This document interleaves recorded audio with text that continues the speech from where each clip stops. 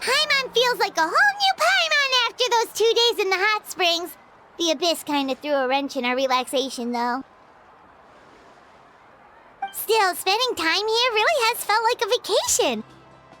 The Kaholosaurs are so nice and so fun to play with. Their bellies are super bouncy.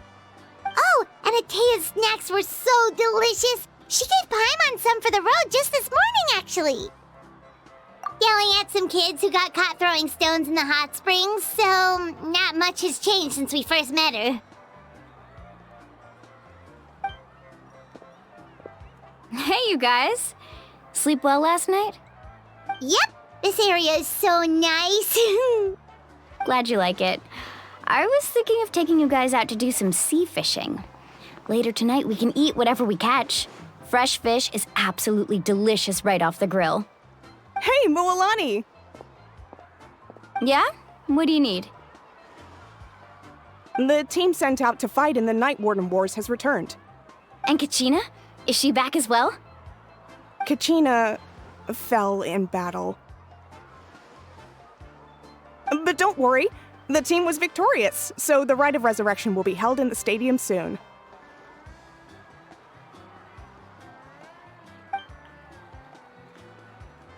That's a relief. The Abyss is cunning, and it was her first time. Mistakes are bound to happen. Exactly. She deserves to hold her head up high. All right, thanks for letting me know. We'll head out in a bit. Jeez, she sounded a little anxious there. Had me thinking it was bad news for a moment. Moalani, you said the Abyss was cunning just now, but it seems like the Abyss just wants to destroy everything. Like, think about all those monsters that attacked your tribe. If there really was some sort of cunning plan, wouldn't it make more sense to send them to attack Kachina and her small team? Not that Paimon wants them to be in any more danger, it's just... Relax, I get it. The Abyss is difficult to understand, that's for sure. At a glance, it certainly seems like the only goal is total destruction. The Abyss isn't a living entity after all, so what capacity for logic or planning could it possibly possess? But through our long history of fighting the Abyss, we've realized things aren't quite so simple. 500 years ago, the Abyss invaded Teyvat. You know about that, right? That's right. Khaenri'ah suffered greatly during that time. But so did every other nation in Teyvat. And Natlan was the worst affected of all. It took the combined efforts of the then Pyro Archon and heroes from every tribe to finally repel the Abyss. Even so, the effects of the invasion lingered for hundreds of years, only able to be reversed little by little. Our tribe's waters were contaminated. The Children of Echo's territory was overrun by dangerous sludge surging from underground. Unrelenting black winds tore across the lands of the Flower Feather clan. It was like each disaster was designed for a specific tribe. Exactly. We once thought that the Abyss's desire for destruction was a sort of primal instinct, but its methods are, in truth, marked by intelligence. We now believe the Abyss has invaded the Night Kingdom, and has the capacity to read the memories of this land at any given moment. And that's how it became so dangerous and cunning, almost like it knows you inside and out. Yes, and that's why we've been unable to fully eradicate it, even after all this time. Luckily, the problems left behind by the Abyss have been successfully addressed by the various Pyro Archons we've had over the years. Now every tribe is prospering and things are looking up. I mean, just look at what we managed to do a few days ago. We totally fought them off.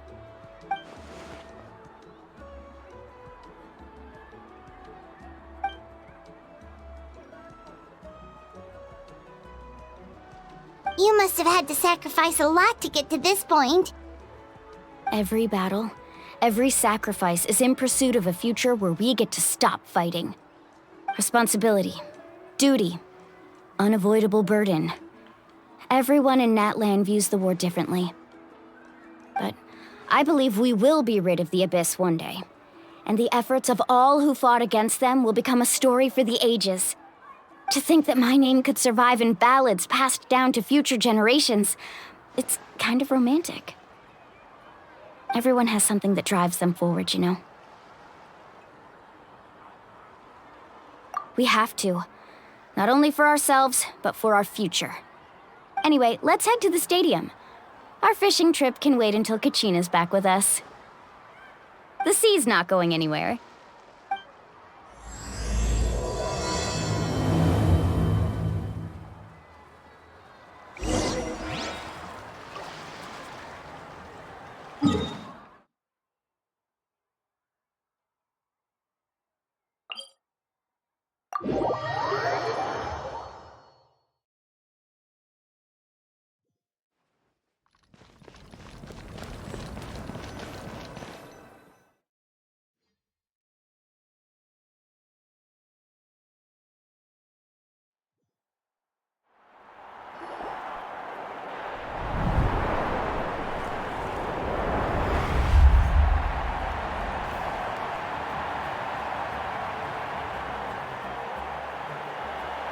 Whoa, this place is packed already! Of course. No one's gonna miss out on the chance to welcome our heroes back from battle. It's their moment of glory. Kachina's gonna be so flustered. She's never had this many eyes on her before.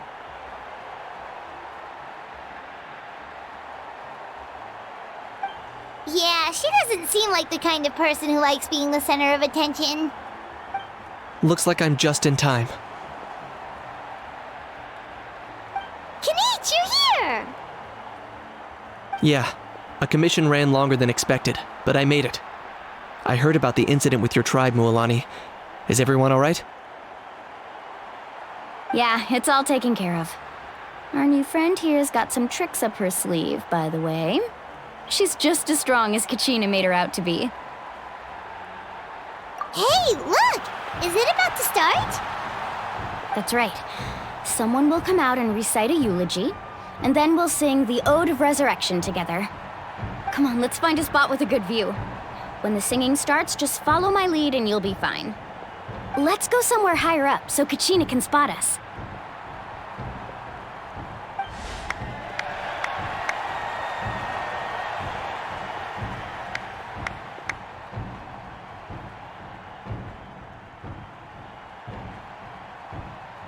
Warriors of Natlan, heed the call of life. We are the inheritors of memory and legend. Those who grew alongside sun and wind. Those who forged our own destiny and future. That is Natlan's fire, the lifeblood of our nation.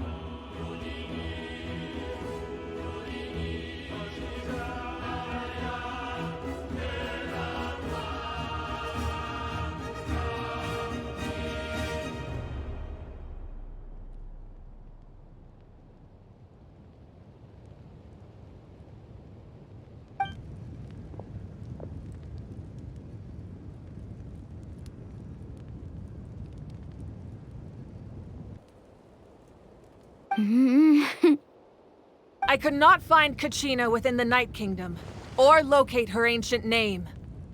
What? What does that even mean? Usually, once the ode is complete, the Pyro Archon and resurrected person will emerge from the flames. But something went wrong. What's going on? This has never happened before. Well, I think it's pretty obvious. Clearly, the team sent to fight the Abyss didn't win after all. Think about it. The Ode rekindles all victors. We've witnessed it countless times.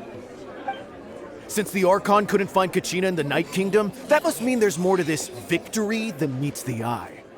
Hey! You just haven't gotten over the fact that Kachina beat you in the pilgrimage! Pathetic. The both of you. Your wild guesses are misplaced. We completed our mission. Maybe you did, but who's to say whether that little girl even contributed at all? Maybe she got scared and ran off. Why would the YUB recognize someone like her, even if she was on the winning team? How dare you insult a hero of Natlan like that? Kachina sacrificed herself to repel the Abyss. She doesn't deserve to be subjected to your vile rumors when she's not even here to defend herself. Calm down, Mualani. There's no point in arguing with the likes of them.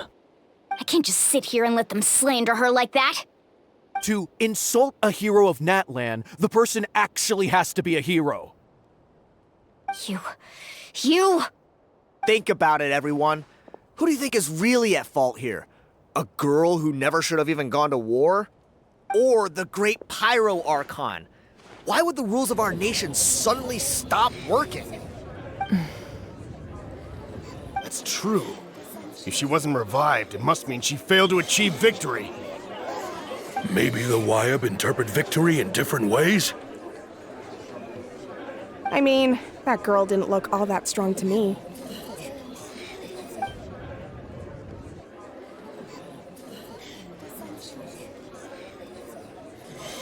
Kachina wouldn't have run! That's not like her at all! No, she's been waiting for this moment for too long. No matter how daunting the situation, no matter how scared she might feel, she's always the first person to stand up and face it head on. We don't even know what happened, so don't you dare try to use this as an excuse to vent your anger or slander her reputation. Fine. We'll find out what happens soon enough. Then, we'll see who truly deserves glory. That's enough. There is no doubt about today's victory, or Kachina's part in it. She is a hero worthy of our admiration and celebration. However, the failure of today's ceremony is undeniable. Kachina has not been rekindled, and I offer you all my deepest apologies as I continue to investigate this matter. To prevent further casualties, I have decided to suspend the pilgrimage until this matter is resolved. What? No one is all-knowing. No one is infallible, not even myself. But doubt is a means by which we seek the truth, not a weapon we wield against others. I didn't mean it that way, Archon. I just... If there are things you wish to clarify, then ask me directly. Doubt my answer if you wish, but now's your chance. You have concerns? State them. No, of course not. Even though I have said nothing to change your mind, then it would seem the truth never mattered to you at all. That guy doesn't even have the courage to answer the Pyro Archon's question. So much for all that glory talk earlier. I have a question, Archon. My friend Kachina. Do you have any idea where she is? It's extremely important to me. I know you said you were investigating the situation, but I'm sorry, that's not enough. I've already shared everything I know. If you want to learn the truth and rescue your friend sooner, you should join the investigation. So, what do you say? Of course I'll join. In that case, come see me in the speaker's chamber. We should join them. Oh, and if it's not too much trouble, could you drop by as well, Traveler? I'd like to have a chat. Rest assured, everyone, I'll keep the tribal chiefs informed on the progress of the investigation. Once again, I apologize for the outcome of this ceremony. If there are no further questions, let's part for now. Did she just ask us to come along? I believe she did. Let's go. I'd like to know what's going on myself.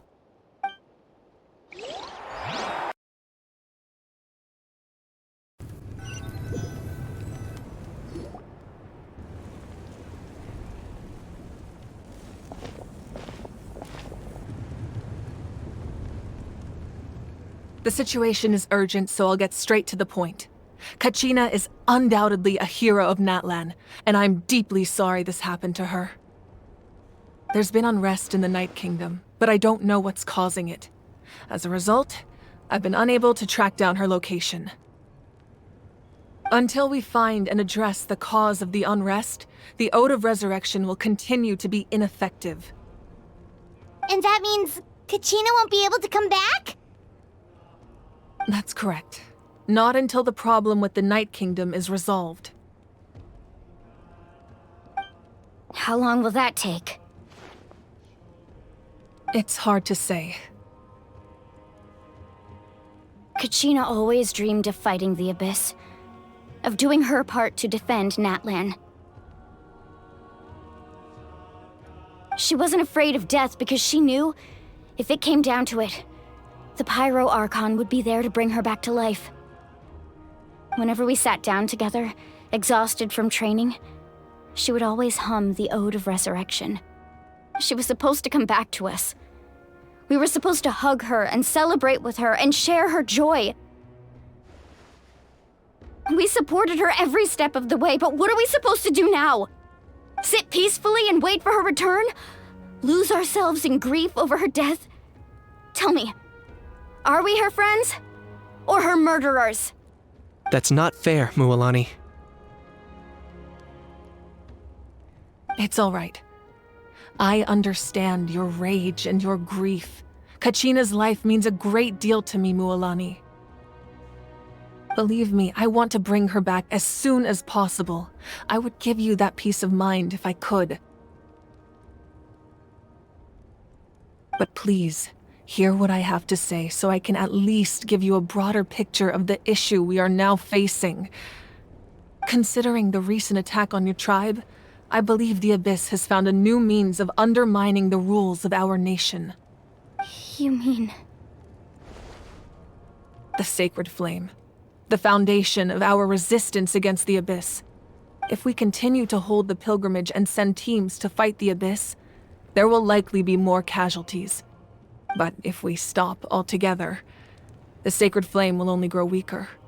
The Abyss will scale up their attacks, and the tragedy we saw with the people of the Springs will only be the first of many. If we compare the two choices, the former seems to be the lesser of two evils. Sorry, I know that may sound harsh, but I bear the name Malipo. Weighing the costs is my duty. The raw truth can be cruel, but we need to understand it if we want to approach this rationally. But what would you say, Mualani? This is personal for you, and unlike Kanich, I dare say it's not a simple case of weighing up which course of action is less painful, is it? No. I can't choose between them, and I don't want to. Saying that one is preferable over the other is disrespectful to the people who suffered. You're saying it doesn't matter whether I suspend the pilgrimage. The consequences will be equally painful. Yes. What happened to Kachina breaks my heart. But I couldn't bring myself to sacrifice other people for her sake. And that is the crux of the problem. It's not simply a matter of choosing the lesser of two evils. Either way, there will be people who suffer. And the end result will be the same. Belief in the pilgrimage will waver. Once doubt has crept in, the people will no longer unite in battle against the Abyss. And that is exactly what the Abyss wants. Their ultimate goal isn't to break the rules that make the Ode of Resurrection work. It's to destroy the people's faith in them. To prevent what happened to Kachina from happening to anyone else, we need to suspend the pilgrimage. So that is my current plan. And in the meantime, I've made efforts to strengthen each tribe's defenses. Then, We have to find another way of strengthening the sacred flame to keep the abyss at bay. This won't be easy. I'll need time to figure out the best approach. I understand your anger, Mualani, but I hope that provided some clarity at least. Wow. Paimon thought things were gonna get heated for a second, but the Pyro Archon took the time to explain everything so patiently. I owe you an apology, Archon. I let myself get carried away earlier, and I'm sorry. You're right. We need to focus on finding solutions. We could always hold the pilgrimage without sending a team to fight in the Night Warden Wars. That way, we would still be able to fuel the sacred flame. I've considered that, but the two events have nearly always been linked. Without the chance to fight the abyss, pilgrimage rankings lose their prestige, and competitor numbers will drop. With fewer participants, the amount of contending fire produced will decrease, and the vicious cycle will continue indefinitely. So, essentially, the abyss has taken Kachina hostage. You've learned about the concept of ley lines during your travels, yes? The Night Kingdom is something similar. Staying there for a short period of time shouldn't have an effect on the person. But with the abyss in the picture, it's a different story.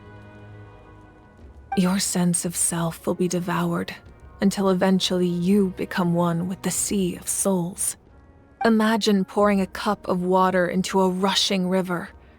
You can try to scoop up another cup, but there's no chance it will be the same water you had before.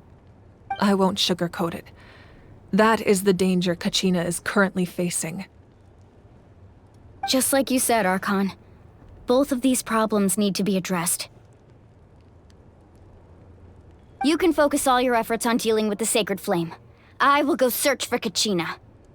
The abyss poses the same threat to you as it does to her. It is very possible you will not return. Knowing that, do you still choose to go? Kachina's waiting for us to rescue her. That's all that matters. I failed to protect her during our campaign, but I can make it up to her now. I choose to go as well. Traveler? What do you think? Understood. Then I'll support you in any way I can.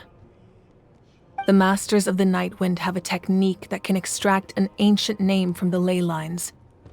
If we can find Kachina's ancient name, I can use the link between them to pinpoint her position within the Night Kingdom.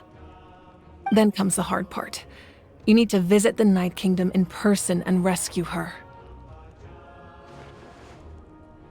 But isn't the Night Kingdom a land of souls? Can we even go there? Under normal circumstances, only the consciousness can enter.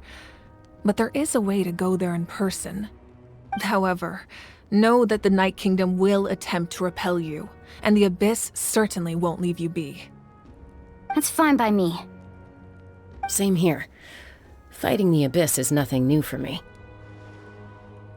So, Paimon's the only one who's scared? Well, if she's going, Paimon's going too. Sitlali of the Masters of the Night Wind once created an artifact that can be used to communicate with the Wayab. We call it the Spirit Speaker Stone. It was originally used as a ceremonial artifact wielded by the tribal chiefs, but that spiritual quality also means it can be used to search for an ancient name. That was the artifact I delivered to the Scions of the Canopy a few days ago. Didn't think I'd be hearing about it again so soon. Thank you so much for your help, everyone. Your thanks are unnecessary. I will offer you whatever aid I can, but your fellowship and courage are what will truly decide the success of this operation. Besides, you're the ones helping me. I can only focus on one thing at a time, after all. Traveler, I certainly didn't expect our first conversation to be so serious. I've heard all about your accomplishments. Ever since you arrived, I've been hoping to meet you and offer you Natlan's highest level of hospitality. Why? Why? is that not what happened in the other nations you visited? Yeah, things were pretty complicated at the start. And, you know, in the middle. But our reputation's solid nowadays. That's more like it. After all, I've heard you're someone who transcends fate. Perhaps even more than you can imagine. But we can talk about that some other time. Ideally, this would be the perfect night for a drink and some musical ambiance. But there are important things to be done. Oh, I almost forgot. Atea was wounded in the fight against the Abyss. She wanted us to give this to you. It embodies fond memories and my strength of will. That's what she asked us to tell you. She said you'd know what that means. I didn't think this day would come so soon. The flames of her life force. I can feel them flowing within the talisman. If things were different, the two of us could have enjoyed the hot springs together while she gave this to me in person. We're supposed to be hot spring buddies after all. But don't worry. This talisman means a great deal to me. I'll take good care of it, and once this is all over, I'll pay Atea a visit.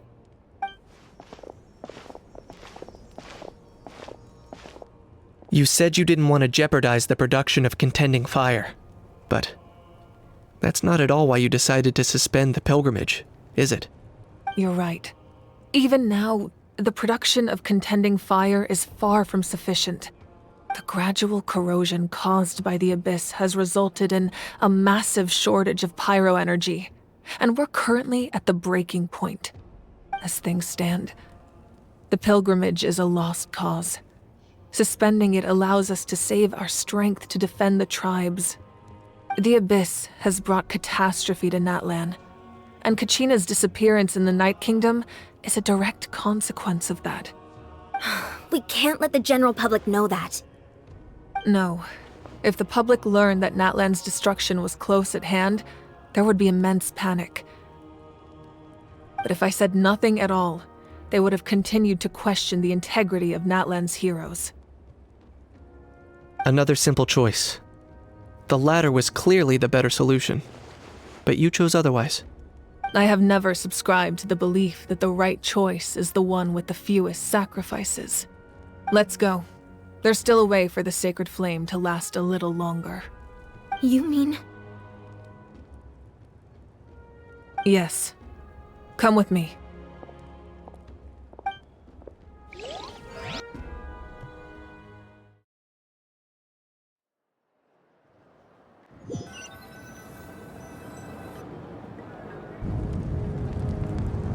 The sacred flame must never go out. Not only does it strike fear in the Abyss, but it's also the pillar of Natlan's stability. So until our heroes are ready, I will sacrifice my power to keep it burning. But that can only last so long. I think we should focus on the remaining ancient name-bearers. Don't let desperation cloud your judgment. Those chosen by the Wayab have already embarked on their destined path. It is for them to decide how that journey ends, not us. All we can do is support them. Even so, for you to make this sacrifice, it's not right. If not me, then who? No other is capable of sustaining the sacred flame. I possess great strength, but I'm not above my people. This is part of my duty.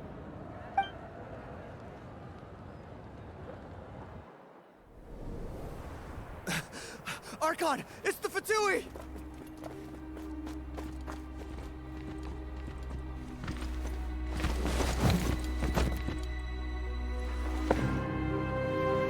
The Archon of Natlan.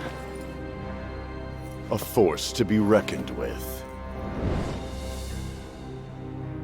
The secret of the ley lines is no secret to me.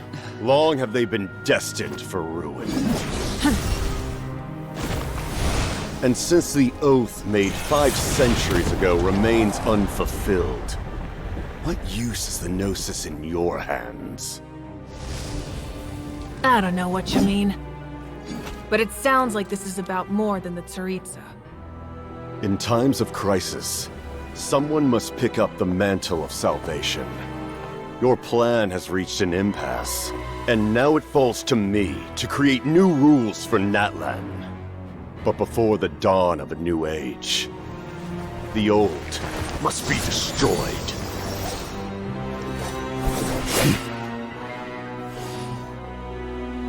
I assume that's the end of your speech? Good. People like us. Let our blades do the talking!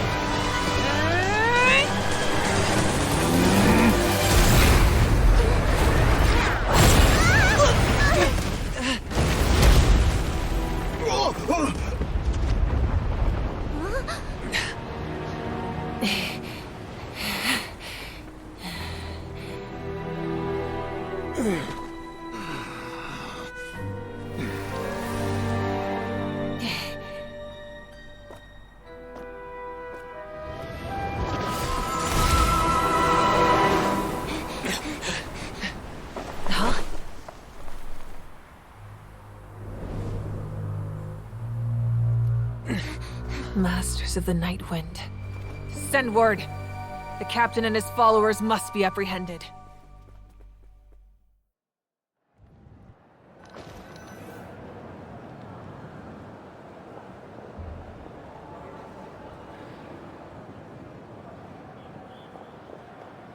Are you alright, Archon? He was a formidable opponent. Exactly what I would expect from the first of the Fatui Harbingers. I never imagined someone could match you in combat. If the Tsaritsa sent him here, why would he bring up what happened 5 centuries ago? Yeah. And how much does he know about Natlan? The Harbingers are all driven by their own personal goals. The only purpose that unites them is collecting the Gnosis. But I'm sure the captain has his own reasons for being here as well. Whatever his motive, we should shift our focus to the Fatui. If they attack again and we're not prepared, we're done for. No, we're running out of time. The wound I inflicted should hold him back and weaken him for the time being. Besides, I'm sure you noticed, the power that came to his rescue just now came from the Masters of the Night Wind. In other words, there are traitors among us. Not necessarily. This could prove to be a very valuable turn of events. When we exchanged final blows, I sensed an unusual presence within him. I'll need to investigate further. Kanich, go to the Masters of the Night Wind and look into who could have aided the captain. Speak to Sitlali. She should know. Of course. I'll head out right now. Do you still intend to... Yes, but fear not.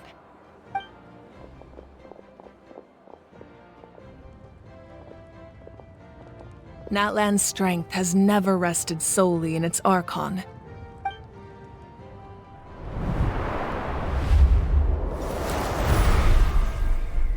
Together we foresaw the only path that leads to our nation's future. We must trust in that vision now.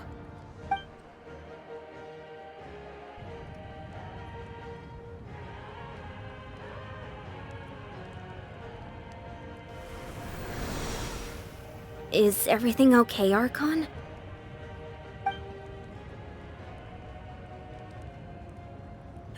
Completely fine. Just lamenting the fact that I never got a picture when I could still turn my hair into flames. Too late now. I just hope the others have a safe journey.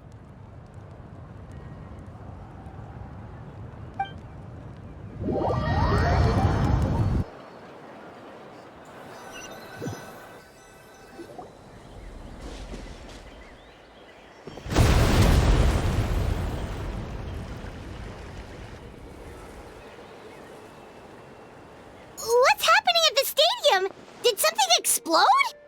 It feels like the Archon unleashed her power. She must be fighting a formidable opponent. Should we go back and check what's going on? Have faith in the Archon. She wouldn't lose in a one-on-one confrontation. Once we find Kachina's ancient name, we'll head right back. Okay, let's just keep climbing. Paimon really hopes nothing goes wrong.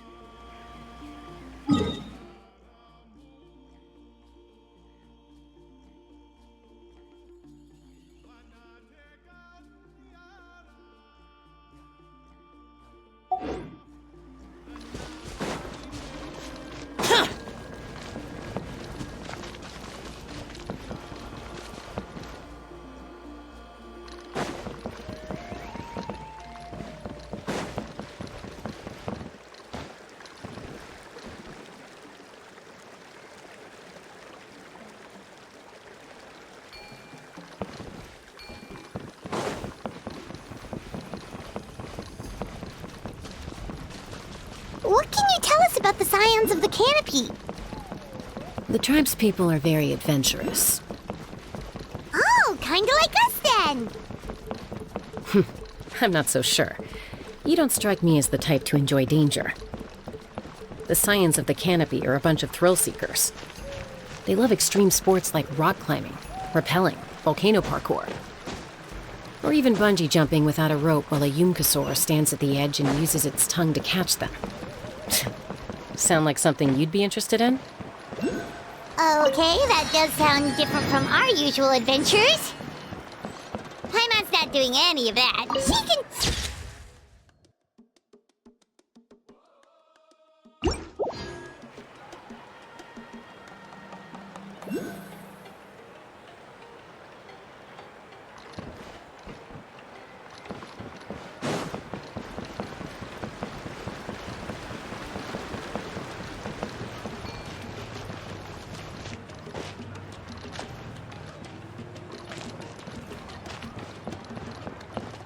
Mine is right over there.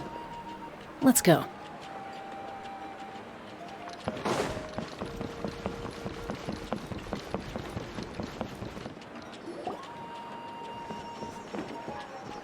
Chaska. Nice to see you again, Wyna. I'm afraid we don't have time for pleasantries, so I'll get right to it. We're here for the Spirit Speaker Stone. Whoa, hold on a second.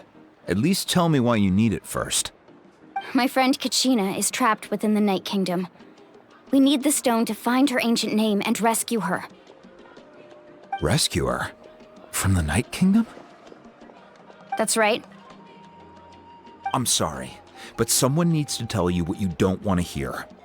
Going there, a mature warrior would never make such a foolish decision.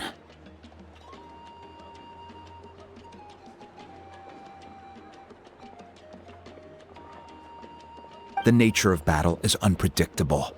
You never know how it's going to end. Losing a friend is tragic, but when that happens, the best thing you can do is focus on how to prevent further casualties. I appreciate what you're trying to say, Chief Wyna. But if the price of maturity is abandoning a friend in need, I'll choose foolishness any day. If Kachina's still holding on, then so will I. I thought you might say that. Is something wrong, Wyna? This doesn't seem like you. Life isn't complete without taking risks. That's always been your mantra. It's nothing. The Night Kingdom is a dangerous place. Can't blame me for checking if you were up to the task. If you're that determined, far be it from me to stop you. Here's the stone. Keep it safe, okay? It's not like we have a spare. Thank you. Huh. Seems like you two go way back. But aren't you from the Flower Feather Clan, Chaska? Oh, Chaska's a peacemaker, so she's famous throughout the tribes. She's always the one people call to resolve conflicts, so we slowly got to know each other that way.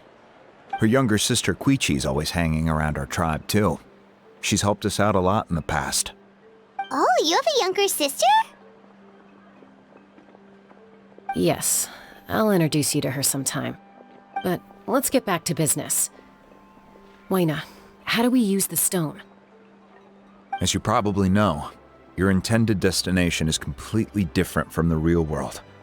The Night Kingdom is like a river flowing with concepts, and the ancient name you seek is like a tiny fish swimming downstream. In that sense, the stone is like a fishing boat drifting down the river, but the boat alone isn't enough. You need a fisherman experienced enough to steer it in the right direction. We couldn't do that ourselves? With a little practice, I'm sure you could. You have the strength and the talent. If you want to make sure this works, though, I could recommend someone to you. Who? Vichama, a legendary warrior and scout from our tribe. He's got a keen eye and a well-honed intuition. Even his ancient name means to seek. If you're fishing for a name, you're gonna want him on the boat. Vichama? Why does that name sound familiar? He's one of Auntie Atea's hot spring buddies. I've heard stories about him. Where can we find him? Ever since Malco passed, he spends most of his time gazing out at the scenery from the cliff tops. Follow the path that way, and I'm sure you'll find him. Thank you. We'll go look for him there. Good luck. I hope everything goes well.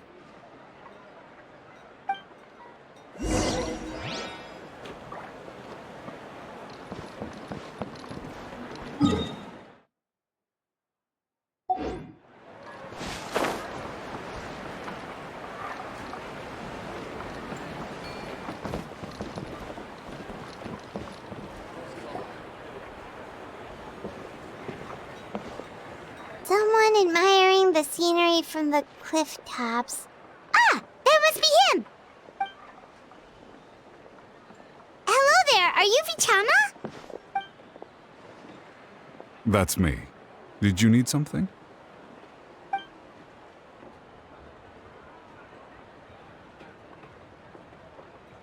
What? You're saying you can bring someone back from the Night Kingdom? How is that even possible? No, if you really think about it, anything's possible in that kind of place. But that would mean... Are you okay? You don't look so good. Everything's fine. I'll help you, but I do have a small request. After I help you find Kachina's ancient name, I want to use the stone to look for my friends as well. Your friend? Oh, why not mention someone named Malco? Is that who you're talking about? Yes, but I'd rather not get into it if it's all the same to you. That's not a problem. We agree to your request. Yeah. Since you're helping us find Kachina's ancient name, it's only right that we return the favor. Then we're agreed. Can I have a look at the stone?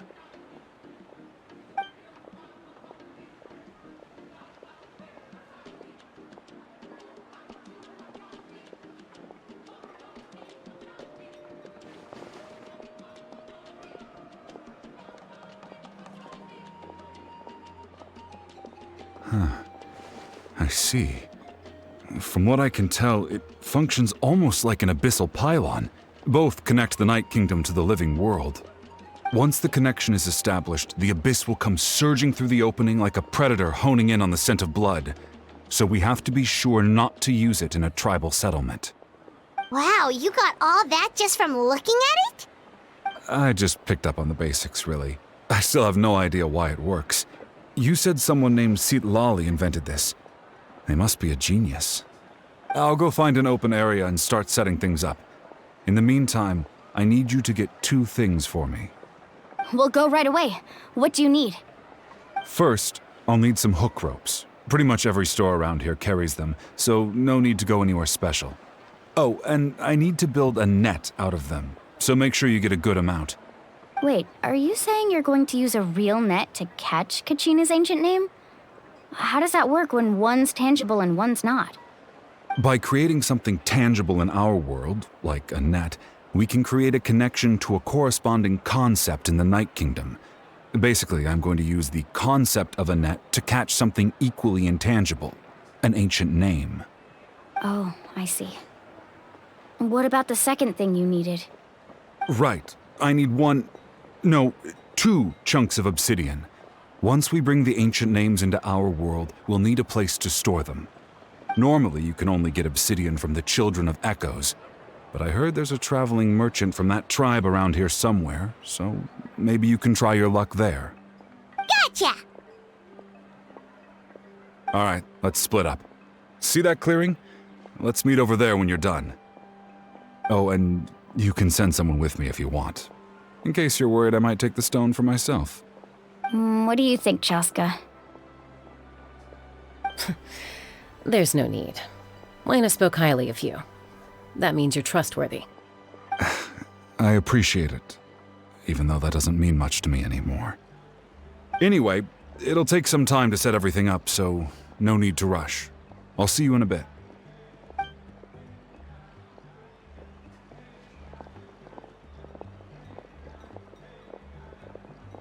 What an odd guy. He seemed so defeated, but also really invested in the stone at the same time. I don't have any more insight than you, Paimon. Let's just focus on the preparations for now. Hang on, Kachina. We're coming for you.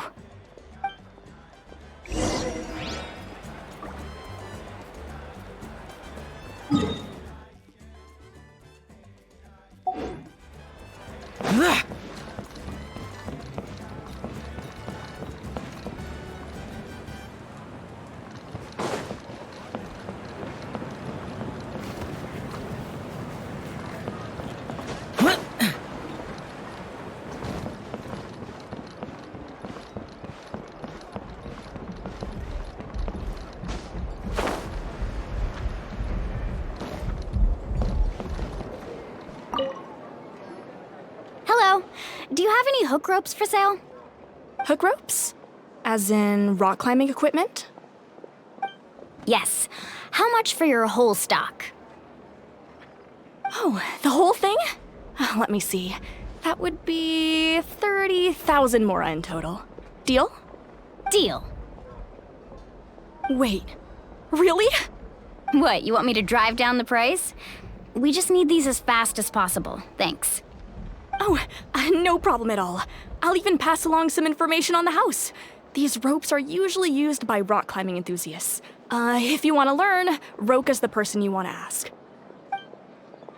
All right, that's everything. Here you go. Now we need the obsidian. Let's go talk to the traveling merchant Vichama mentioned. Whoosh! No one can catch me! Excuse me, do you sell obsidian? Why, yes. I've got a chunk for sale right over there. Perfect. Is that the only one, though? We actually need 2. That might be tough. Tell you what, I'll take a look through these boxes over here and we'll see what we can find. Thank you so much. We'll wait here.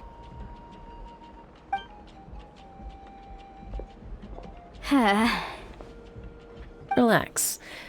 Everything's going according to plan. I know, it's just... I could tell Vichama feels the same way about his friend that I do about Kachina. I hope this chunk of obsidian isn't the only one. Kachina always carries all sorts of shiny stones with her. If I was the one trapped in the Night Kingdom, she'd have a whole pile of obsidian ready in a heartbeat. Well, would you look at that? I did bring an extra. Here you go, young lady. How does it look? Perfect! Thank you. How much do I owe you? If you hadn't shown up, these stones would have just sat here collecting dust. I'll take 3,000 mora for both. Here you go. By the way, I heard you mention Vichama just now. You running an errand for him, then? How's he doing? Malco's been gone for 5 years now. It's about time he started to move forward. Do you know what happened between them? I heard about it in passing while I was out drinking one night, but I don't know all the details. Vichama and Malco grew up together, and even made a name for themselves together.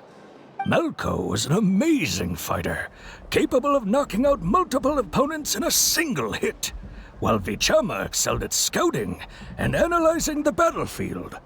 The two made an excellent team, and managed to beat back the Abyss several times. 5 years ago, they both emerged triumphant in the pilgrimage, and were placed on the same team to fight the Abyss. But on the eve of battle, the Abyss launched an attack on their tribe, and Vichama suffered an injury to his leg while attempting to rescue someone. Then what happened? The team agreed that he couldn't fight the Abyss in his condition. Vichama didn't argue. He knew going to the front lines with an injured leg would make him a burden in battle. So they raised the issue with the Pyro Archon, and she agreed to let him stay behind.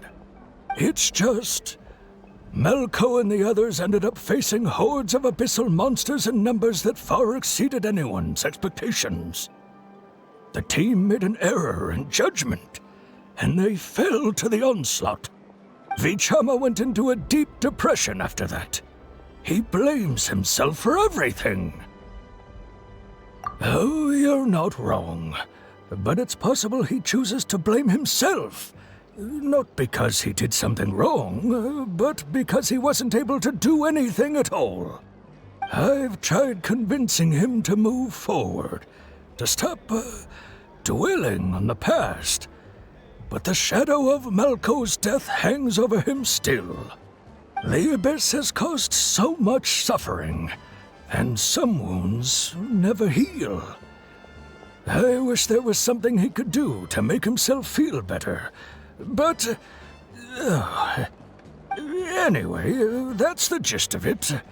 Maybe you could help him talk things through sometime. I would really appreciate it.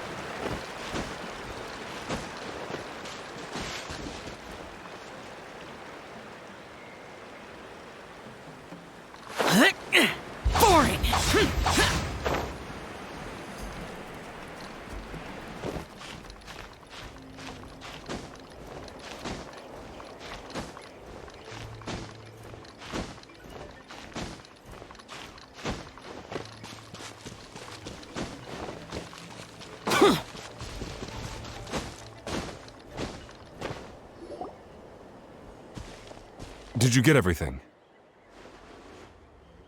Yep, it's all here. When do we start? I've made all the necessary adjustments, so we're good to go. As agreed, I'll help you find Kachina's ancient name, and then you return the favor.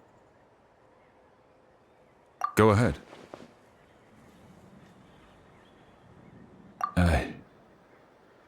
Yes. After Malco fell, I scoured the battlefield to see what happened.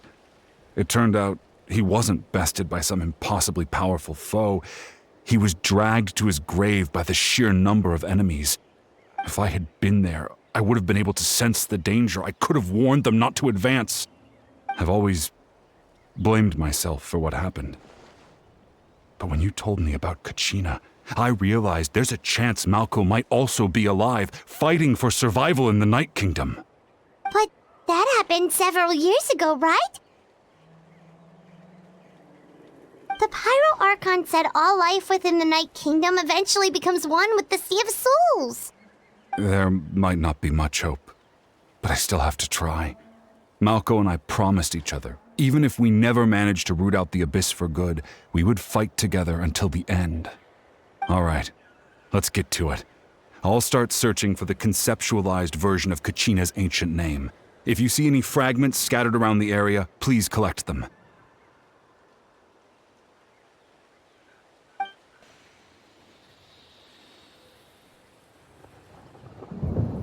Make sure you prepare yourselves for battle. As I said, the stone will link the mortal realm to the Night Kingdom. The Abyss will likely emerge in response. Look at that golden thing! It must be one of those fragments Vichama mentioned. Let's get closer!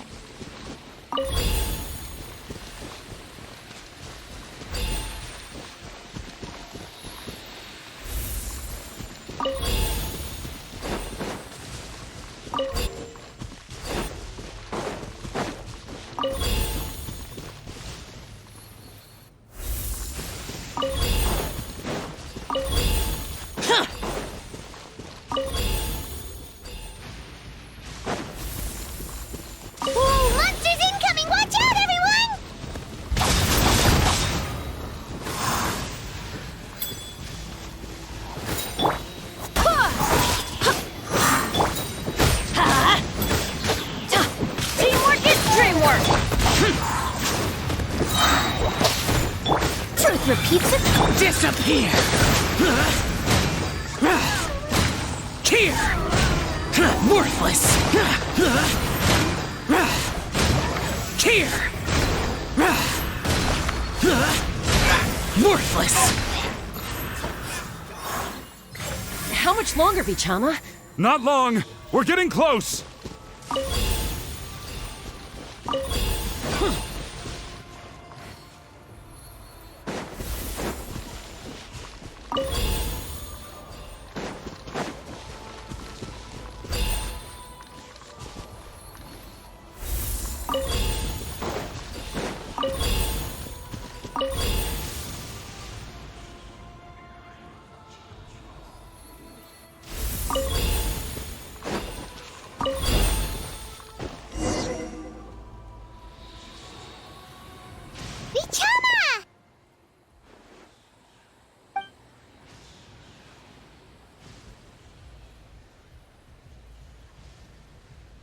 Quick! Take it!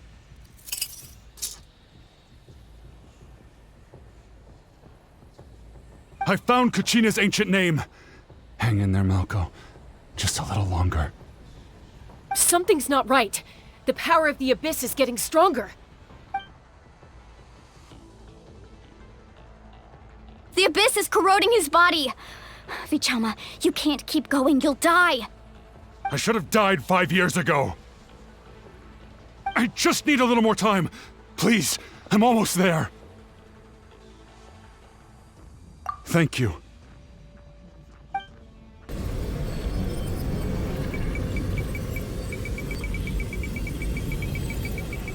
Whoa, watch out! The power of the Abyss is strong.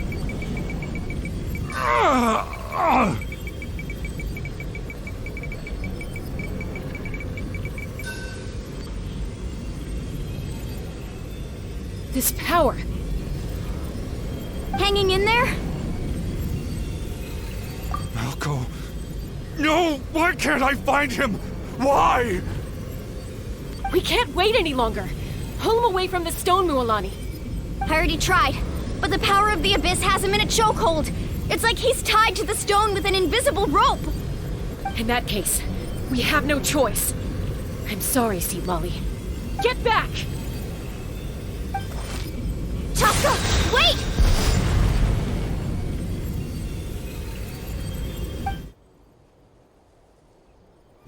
Ouch! What happened just now? It looked like the spirit speaker's stone was... The stone's power was spiraling out of control. The only way to stop it was to destroy it. You were all caught in the shockwave of the explosion. You might feel dizzy for a while, but that's normal. Give us a heads up next time, will you? You're lucky we managed to dodge it in time. I thought I said to get back. Yeah, barely a second before you made it go poof. Not everyone has your reflexes, Chaska. We were this close to getting dragged into the explosion. Okay, I'll be more careful next time. At least Kachina's ancient name is still in one piece. Wait, where's Vichama? Vichama! Vichama! I couldn't find Malco's ancient name. It must be completely gone by now. Once your ancient name disappears, there's no coming back. From the very beginning, I knew there was a slim chance, but still. And now... it's too late to save him. From the minute he left that day, it was already too late. Vichama. I'm sure he's heard enough condolences over the years. Let's just give him some space. Huh? What's that in your hands, Vichama? It looks like something's glowing! Huh? This is...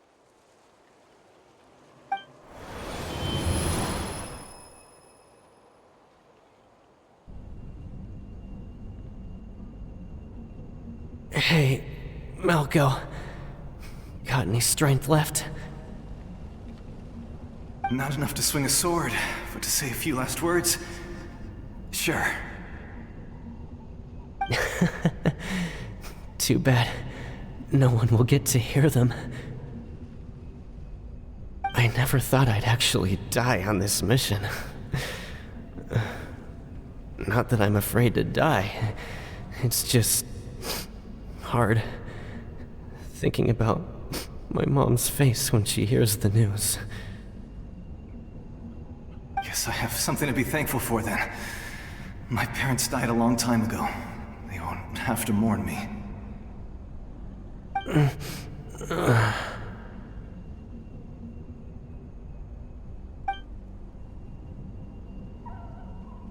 Pisak! Always had to beat me at everything, didn't you? Right to the end, you were never one for goodbyes. Maybe you're right. Maybe no one will get to hear our last words. But just in case... Vichama, I'm so glad you didn't come with us. Don't be sad. Just keep on living. For the both of us.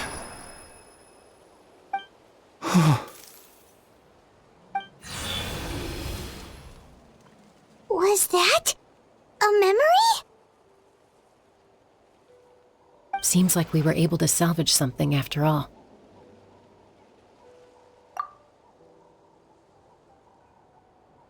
Of course.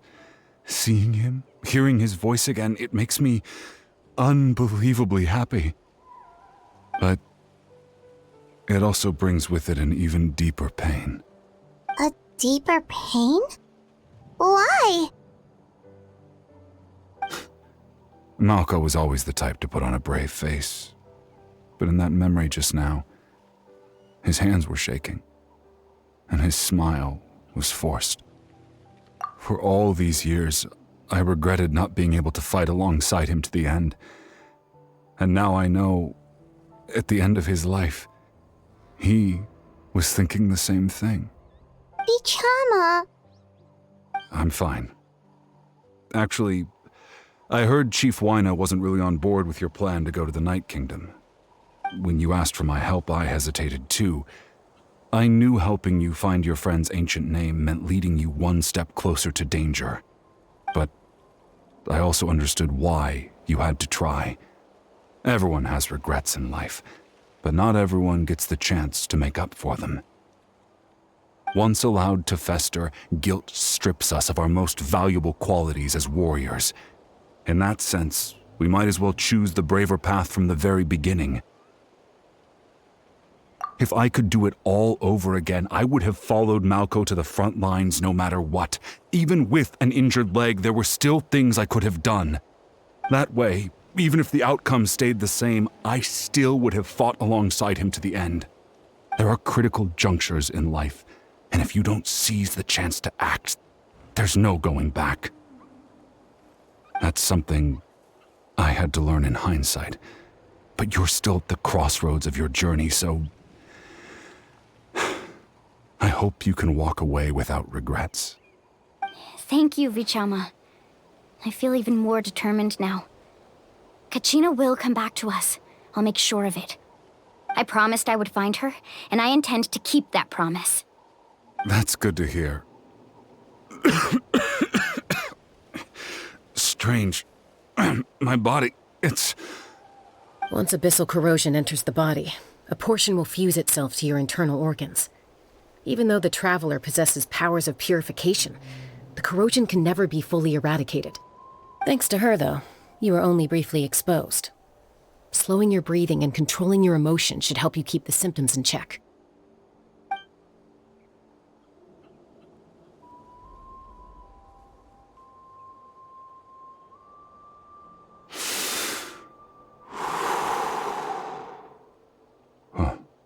That does make me feel better. You seem very knowledgeable about all this. Just speaking from experience, that's all. Anyway, we've recovered Kachina's ancient name, so we're off to a great start. Let's get Vichama back to his tribe and tell Wyna the good news. Oh, and apologize for destroying the Spirit Speaker Stone. We had no choice, though, so he'll probably understand. Right?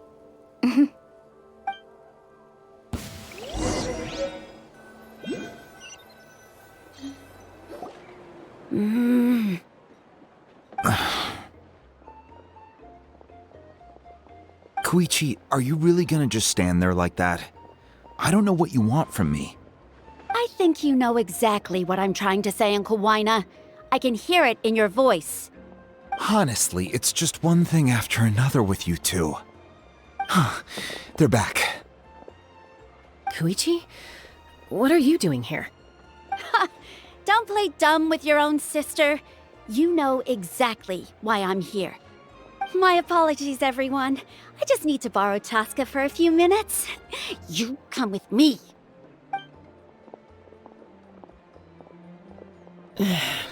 I'll be just a moment.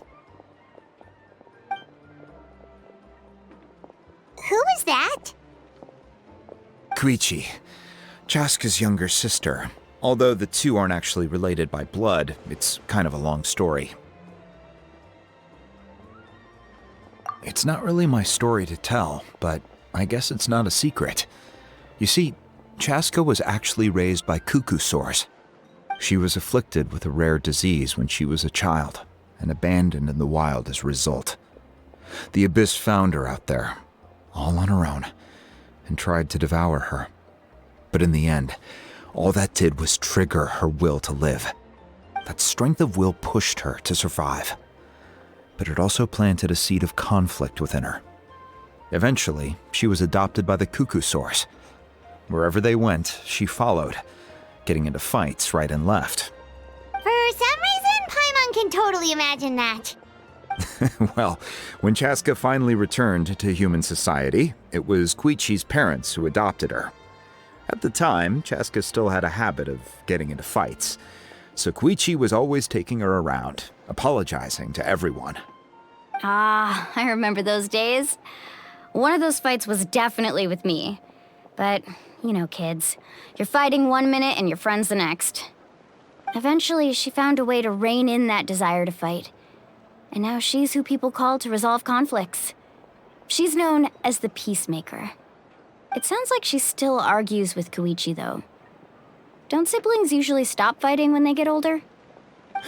That's partly my fault. Koichi asked me to stop Chaska from doing anything dangerous, but you probably know by now, once Chaska makes up her mind, there's no changing it. Oh, I get it. No wonder you tried to talk us out of going to the Night Kingdom. Chaska even said that wasn't like you. I'm all for your adventure. You need to take risks when you're young, because by the time you're my age, you couldn't attempt something like that even if you wanted to. Better try now than live with regrets later. That's what I say. Still, I can understand where Koichi's coming from. In the end, nobody wants to sit back and let a loved one put their life on the line.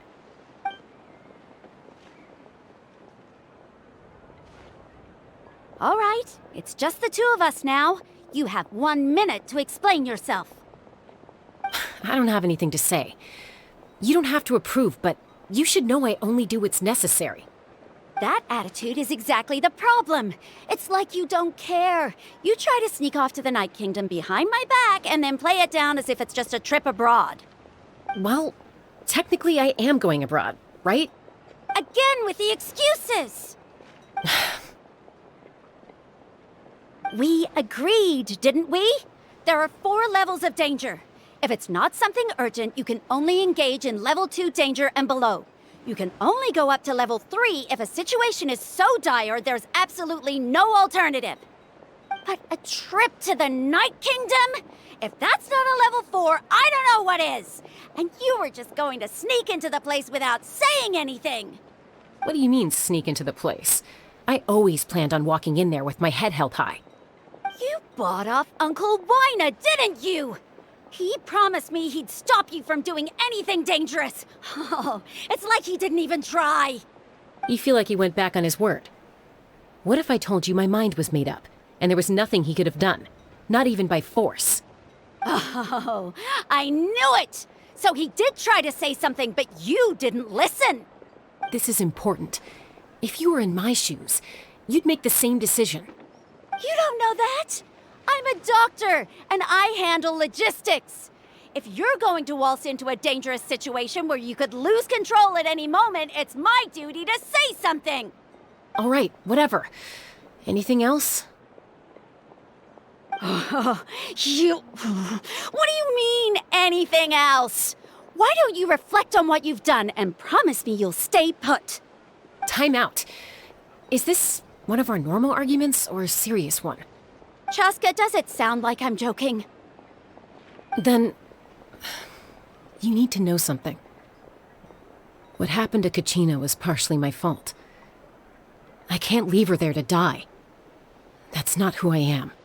But the person you become when you lose control, that's also not who you are. That's a different issue. You said it yourself. A person is only as good as their morals. If I want to live in Natlan, I need to display qualities that make me worthy of this nation. I've also told you that managing your condition is equally important. Sometimes you have to make sacrifices. All right, let's stop this here. If we keep going, I might actually have to get serious. And I think Wina prefers his roof attached to his house. Is that a threat? That sounds like a threat to me. Koichi! Younger sisters are supposed to listen to their elders. So, you're really going to go, no matter what I say? I'm supposed to be your sister.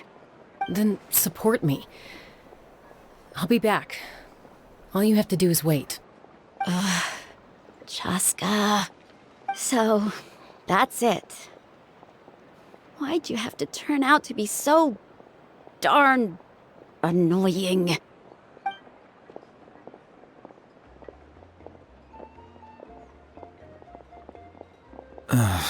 You two are something else.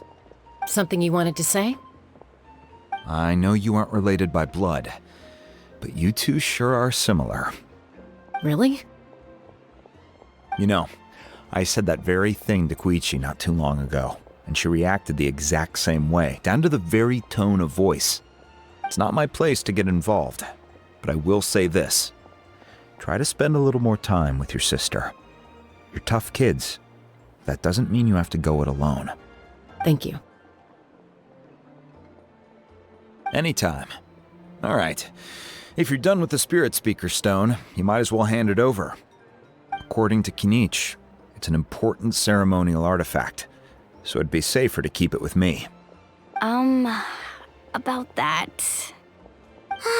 If only Tone Deaf Bard was here, he could have repaired it just like the Holy Liar. The Spirit Speaker Stone might be 2 stones now. Huh?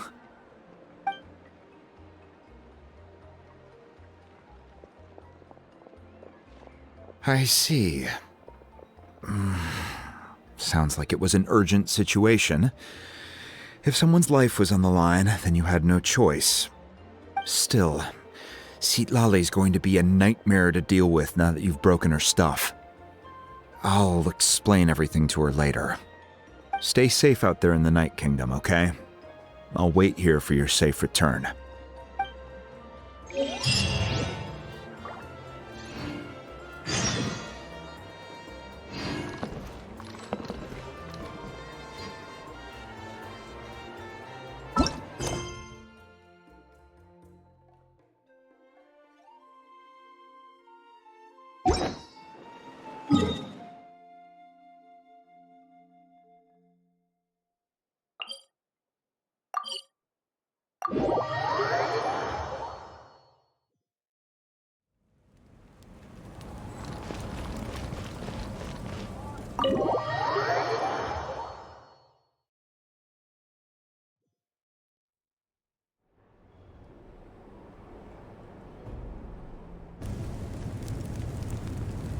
We're back! We found Kachina's ancient name, too!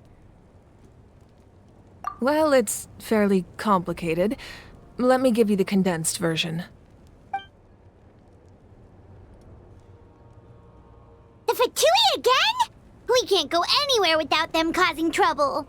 But what if the Fatui finds out you've lost your power? Won't they try to take advantage of the situation? That's why it has to be our little secret. No one else can know, or we're asking for trouble.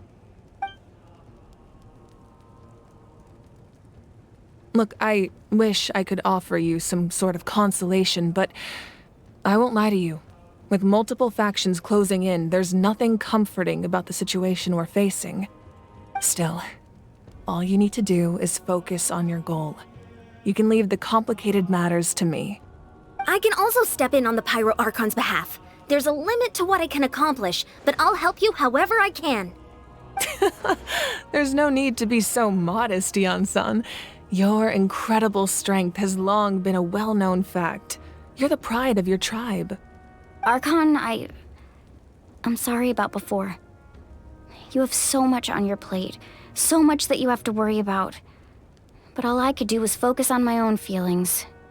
You have nothing to be sorry about. We all get overwhelmed by our emotions, myself included. Your reaction to Kachina's disappearance, I understand that feeling very well. Well, now that we have Kachina's ancient name, let's go track her down. Follow me.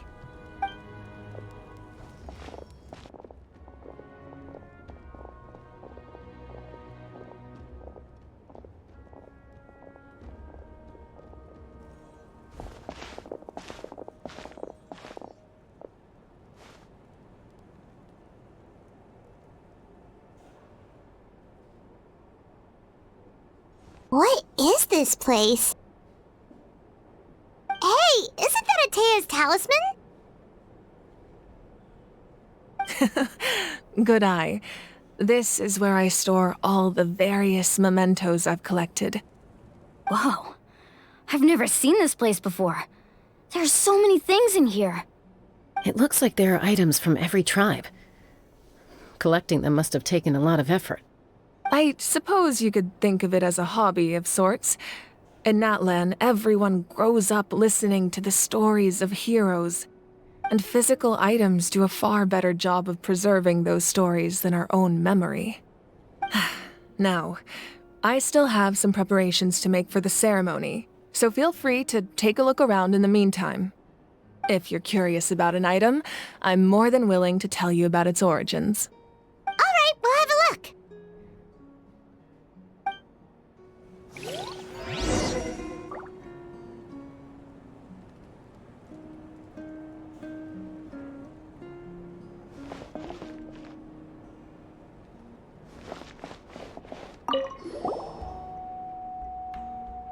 There are so many jars and potions around here. Do they have anything to do with alchemy? No, those belong to the Masters of the Nightwind. They're ceremonial tools used to amplify the ability to communicate with the Night Kingdom and the Wyab. Yamaya is an expert in this field, and she taught me a lot. Even though she appears stoic and serious, she actually has a keen sense of humor. The tools you see here are quite traditional. Her students found them outdated, so she passed them on to me. The contents of the jars aren't all that special. Oh, except the big jar in the middle. That's what she really wanted to give me. Ooh, must be something really cool. What's inside? Grape juice. Huh? It's quite tasty, although probably expired by now.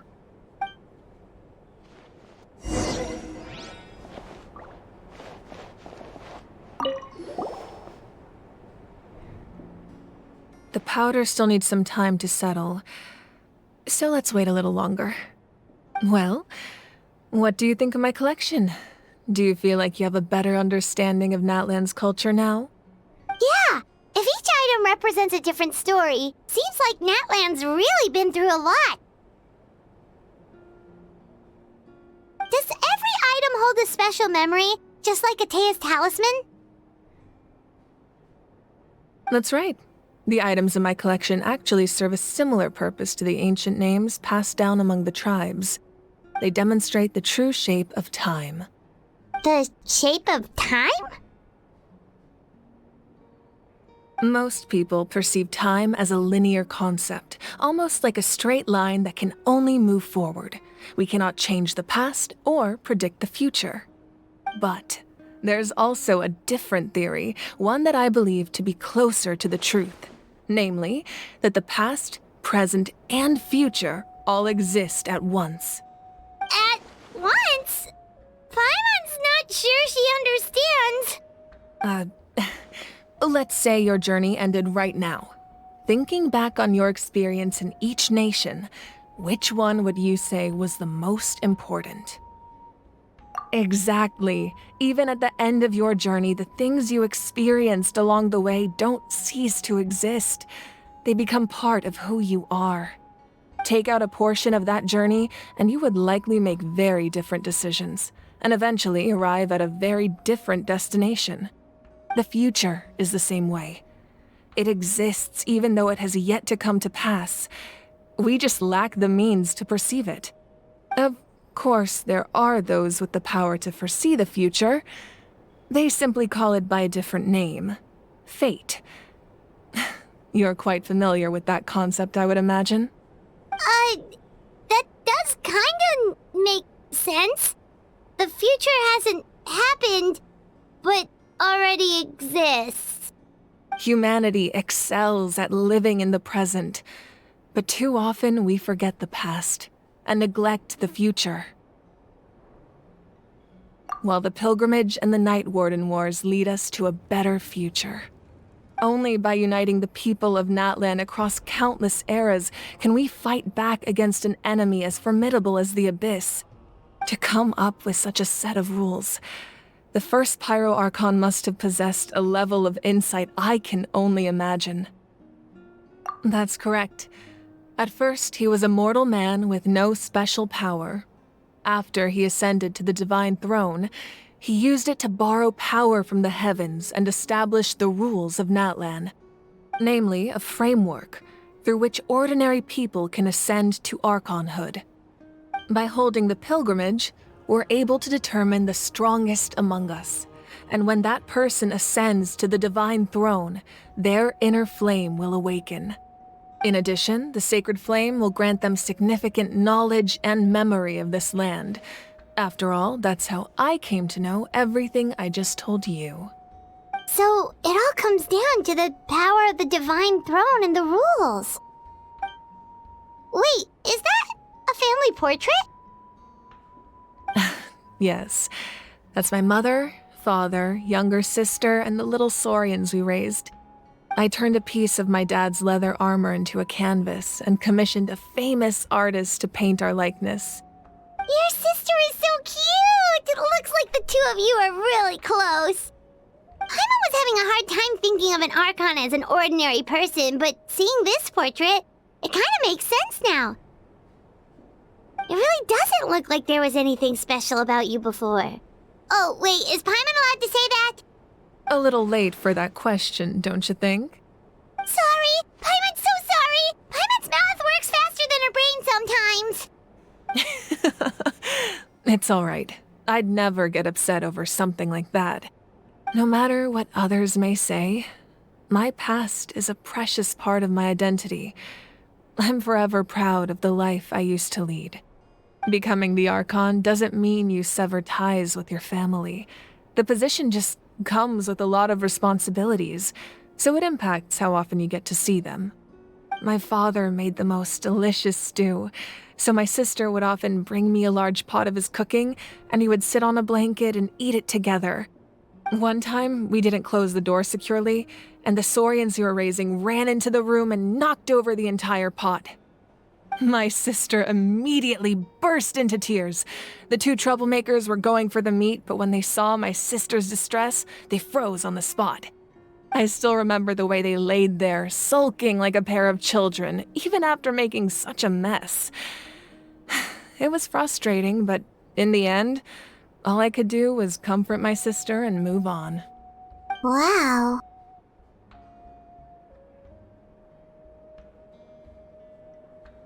Isn't that what being a family is all about? I think about that story a lot, actually. As the Archon, I made a vow to defend this nation, and experiences like that, they remind me exactly what I'm trying to protect. Well, what happened after that? This portrait looks pretty old. Your sister must be all grown up by now, right? I believe she ended up working as an architect and artist. She built many houses and crafted many beautiful works of art. Anyway, that's enough about me. Now that the powder is settled, we can begin. Ian-san, Mulani, Chaska, over here, please. Place the ancient name up there, and then we'll begin.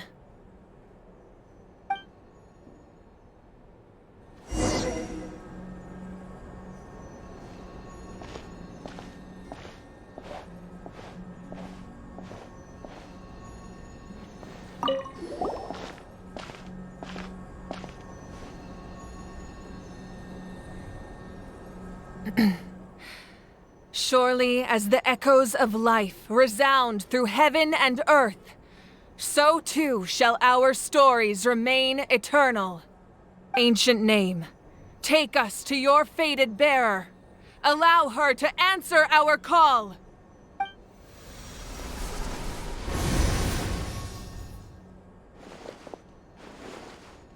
Am I hallucinating again? Kachina! Are you okay? Huh? I'm not seeing things, am I? Is the Abyss playing tricks on me again?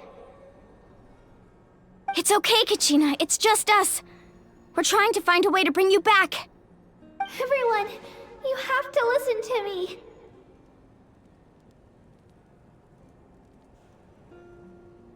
I've been investigating the Night Kingdom this entire time, and I figured out what's wrong. The Wyab is being affected by the Abyss. I was waiting for the Wyab to send me back, but then this really strong monster came in and it almost killed me.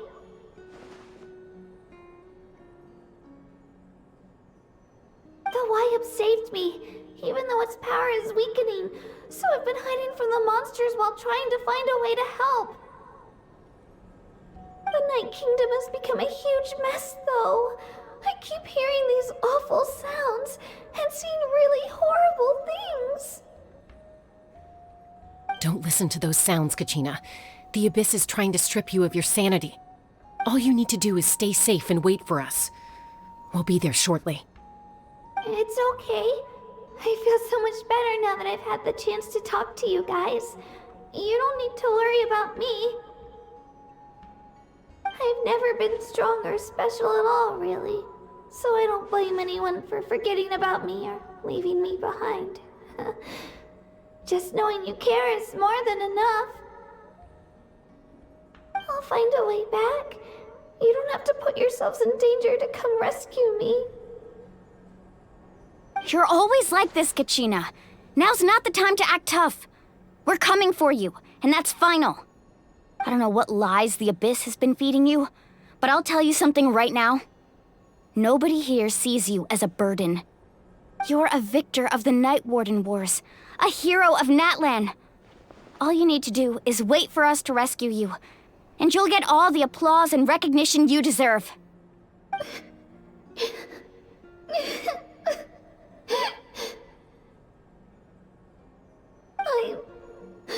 I'm really scared. Everything's so dark and creepy here. And I want to go home. Still, I don't want you to put yourselves in danger because of me. I don't want to hold anyone back ever again. All you need to do is place your trust in us, just like you always have. No one fights alone. We're not leaving you behind. Not ever. Yeah, we're so close, we can't call it quits now! Thank you. Be careful. Looks like we've lost contact. Now comes the most dangerous part.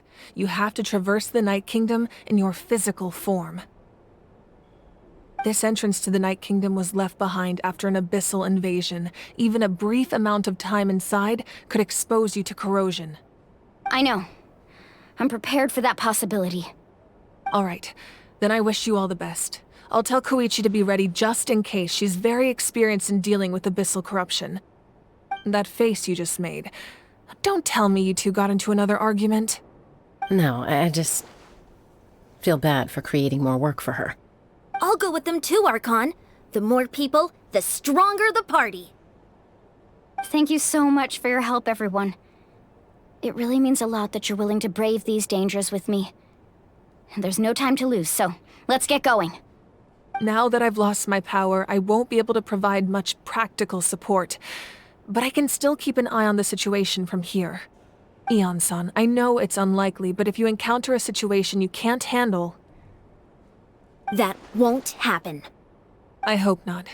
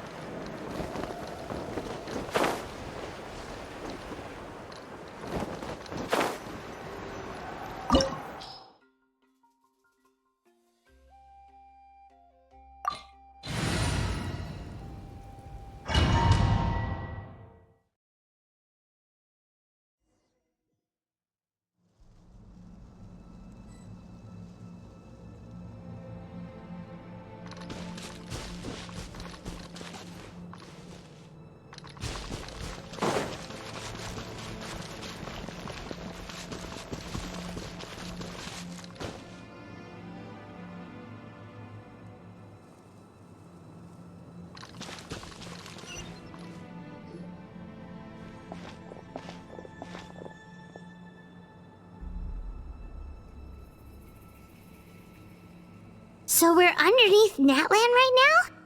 It looks nothing like Paimon was imagining. That's because in the distant past, Natlan was home to an incredibly advanced civilization ruled by dragons. Humans only established their own society after the fall of the dragons. So these are Saurian ruins? Wait, you mean like the elemental sovereigns? They had their own advanced civilization? Yes, a really long time ago. Very few records have survived until now, so no one really knows what the devices here are for.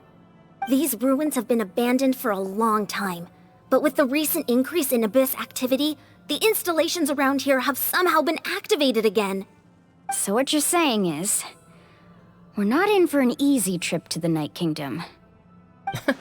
No, it's going to be obstacle after obstacle from here on out.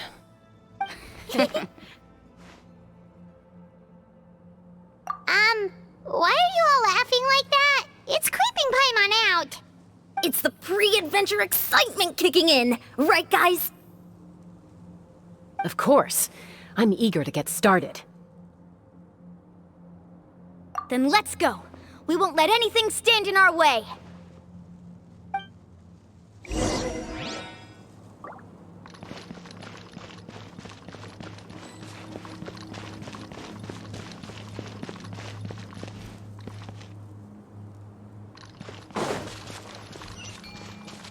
Seems like the road ends here.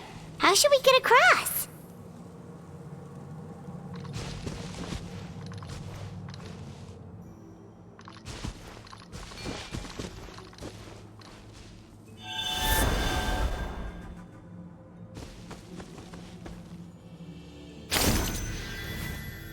As a professional trainer, I think you could stand to build up your endurance, Paimon. Professional trainer? Paimon thought you were a warrior from the Collective of Planning. Well, that goes without saying. But I actually work as a sports coach. I provide professional guidance for many of Natlan's popular sports. And I don't just mean physical training. I design nutrition plans as well. Ah, so basically no sugar, no soft drinks, no grilled meat. Yeah, we'll be here all day if you list them out one by one. It's much faster to just focus on what's good for you. Such as? Vegetable juice. Want some? You know, Ian-san, Paimon feels like the two of us might not see eye to eye.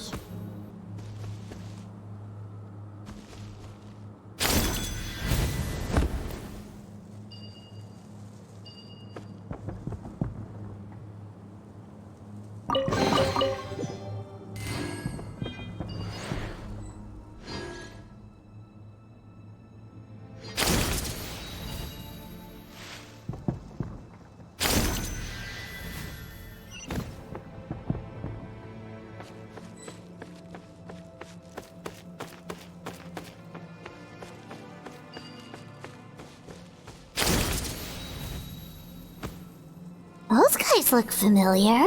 We've fought them before. Let's go. Show no mercy.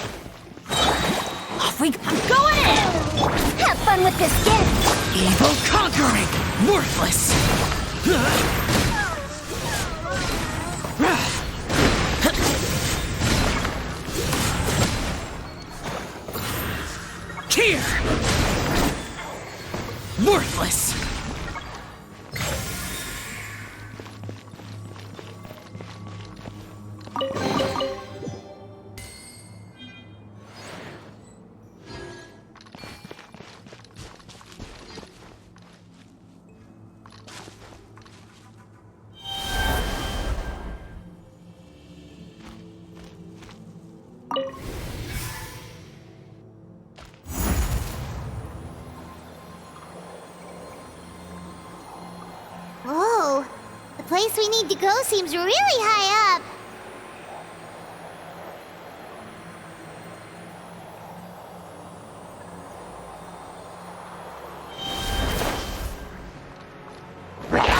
Useless.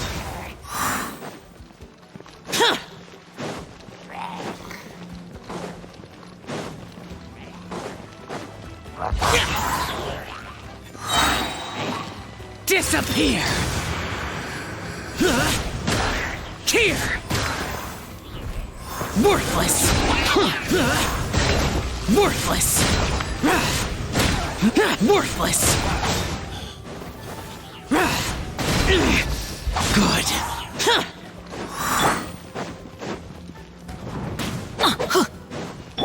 Go as one! Wind, hear me!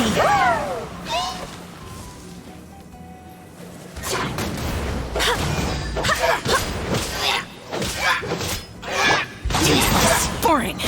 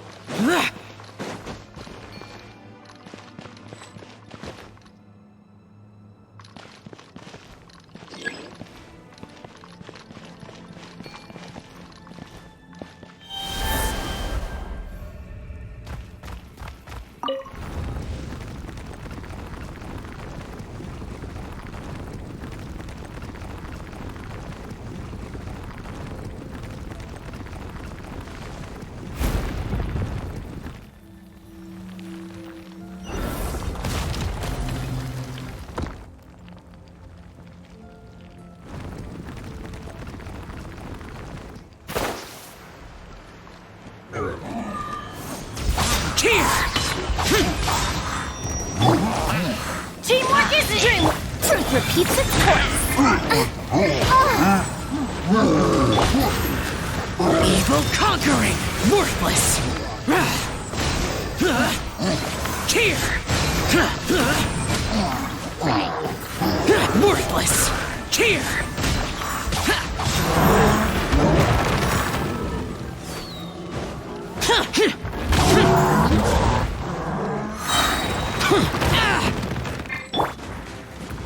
Have fun with this game! Disappear!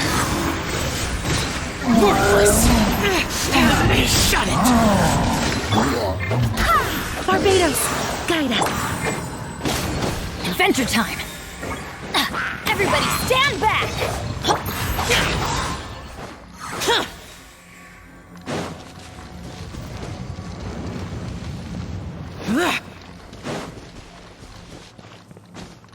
Useless!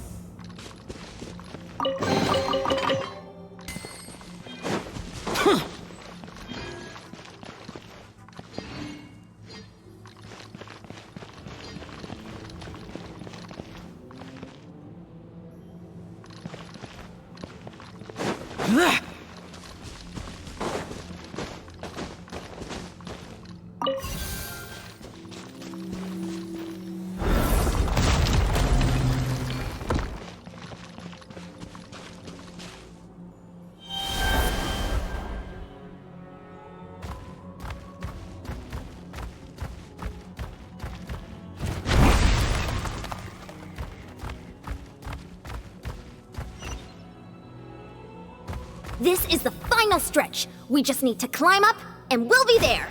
Nothing to it. Easy for you to say.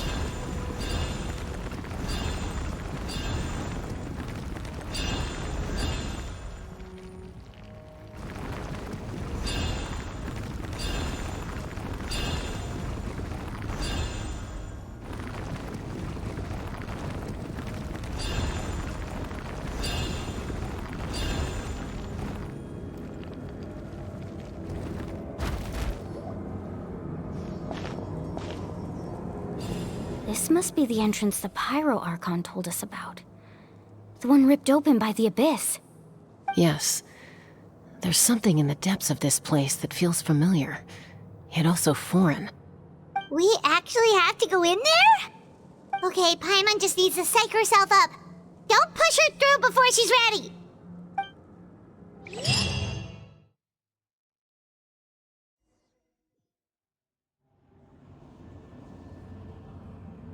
Hey! You don't have to drag Paimon! You're pulling too hard!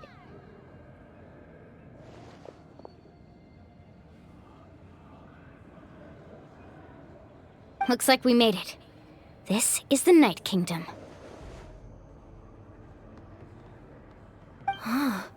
It looks so different from what I imagined in the stories. That overflow of energy is probably what trapped Kachina here in the first place. From this point forward, everything we know about the real world no longer applies. Anything can happen here. Paimon's more worried about how we're gonna make it out. We obviously can't go back the way we came. Do you see that patch of light on the ground? It's shining down from that fissure in the sky. Oh yeah, right in front of us. So that's coming from up there? Oh, it's so high up. Did we really fall that far down? Just like I said, our real-world knowledge doesn't apply here. We fell all this way, yet came out completely unscathed. If this was the real world, we'd have to climb our way back up to the entrance. But here, all we have to do is stand underneath the light and offer a prayer. That's it? Right. We still got a job to do. So that means all we need to do is find Kachina and bring her to this location. Exactly. This light is streaming in from the real world. It's a link between the two realms. The terrain looks difficult to navigate, and the visibility's not great either. How are we supposed to find Kachina in these conditions? Yeah, these floating black things don't look super friendly either. Those are all manifestations of abyssal power. Be careful. Ghost! A talking ghost!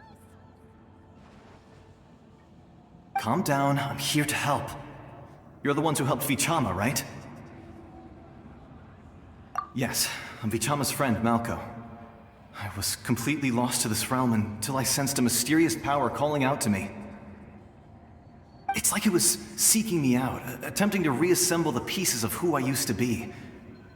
Of course, it could only do so much. I'm sorry I can only appear before you in this imperfect form.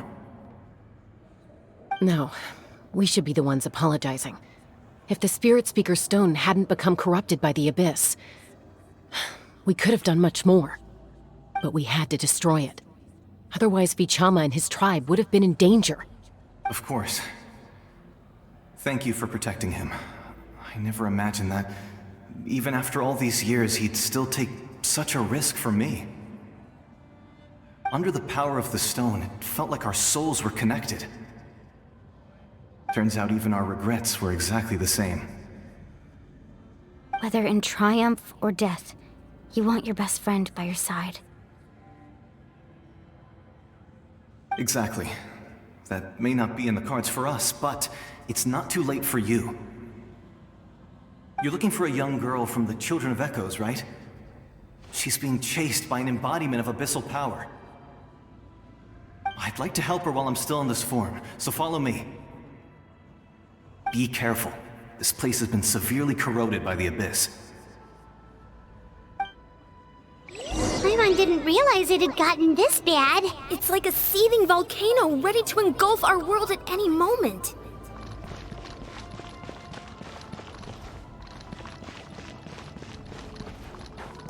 Ouch! Quick, get back here! You can't go... Stick close to me. My power will be able to ward off attacks for the time being.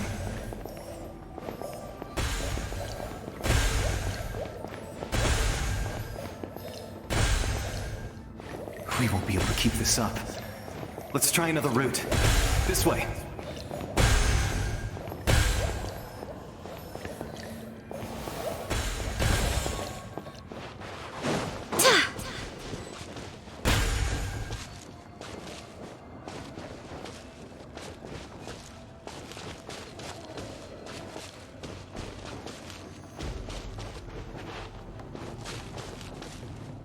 Not good. More monsters. We shouldn't waste our time on them. Go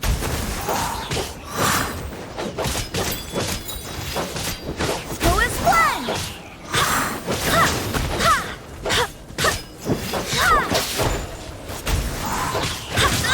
Wind, hear me! Ears of the storm! Lament! Worthless!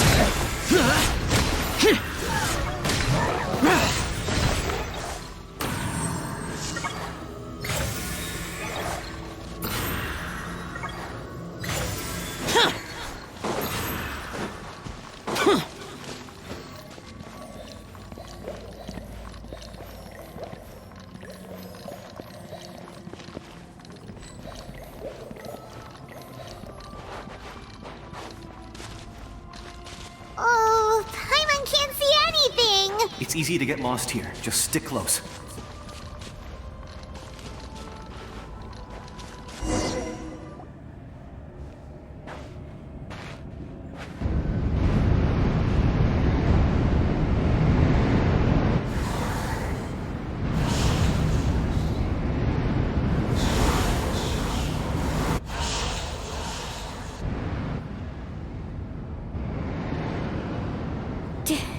Did you hear that?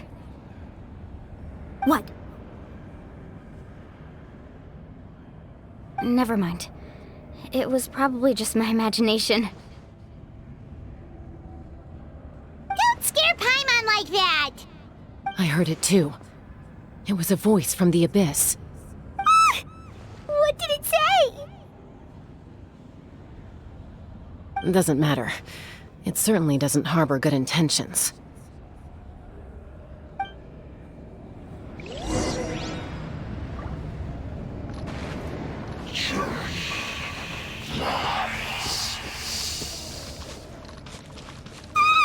Paimon just heard it too!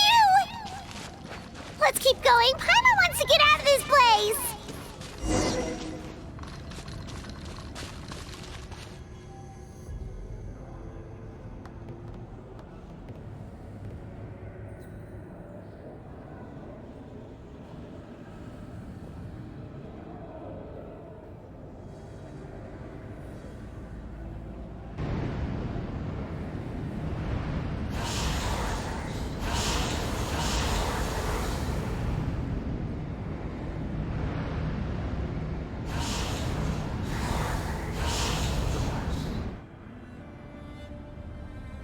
We're here, Kachina! Oh, honey? You made it! Looks like our reunion will have to wait until we take care of these monsters. Good idea. Let's go!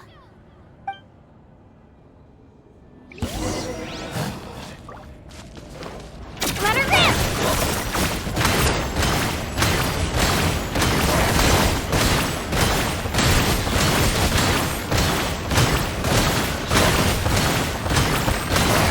Come on! Pull yourself together, Kachina!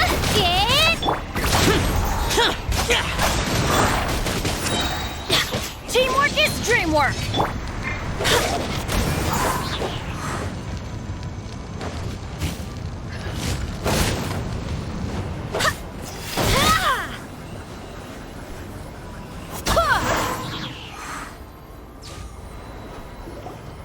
You're here!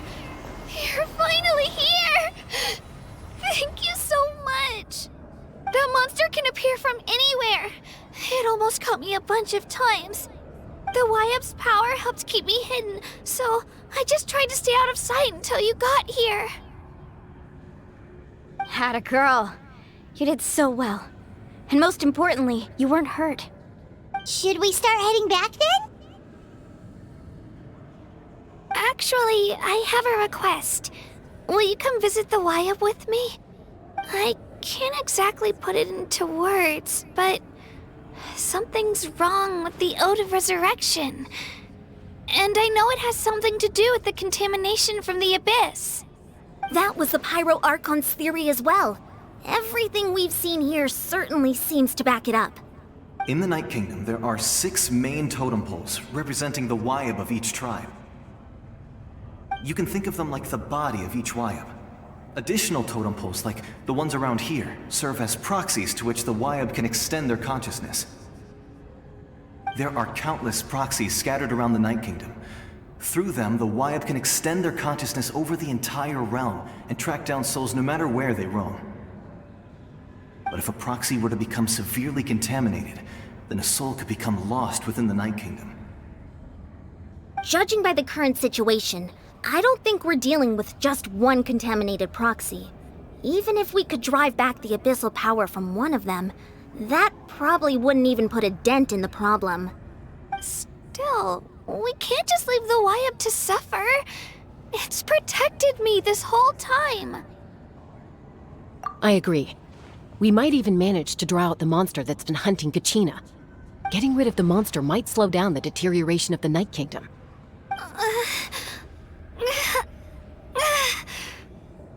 Kachina? What's wrong? Nothing. Just a headache. And that voice again, telling me to abandon the Wayab and leave this place. Maybe we really should leave. Kachina's already been here for too long. No, I'm fine. I don't plan on listening to that nonsense. Just up ahead. I'll lead the way. Besides, I can still fight, so please, help me out a little longer. Listen to me, Kachina. We'll come with you, but that's because we want to help the Wayab, not because we have something to prove. You don't have anything to prove either. It's okay if you reach your limit. We'll be there for you. All right. The sooner we get this done, the better. We've already come all this way, so we might as well try to get to the bottom of this. Let's go. This way.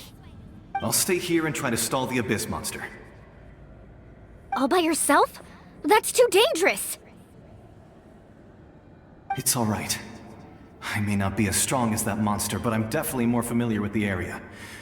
Besides, I don't have much time left. If you're anything like my friend, I'm sure you're not particularly fond of goodbyes. So go. Achieve your goal, and return to the world where you belong. Thank you for everything. You're a true hero. Thank you. No one fights alone.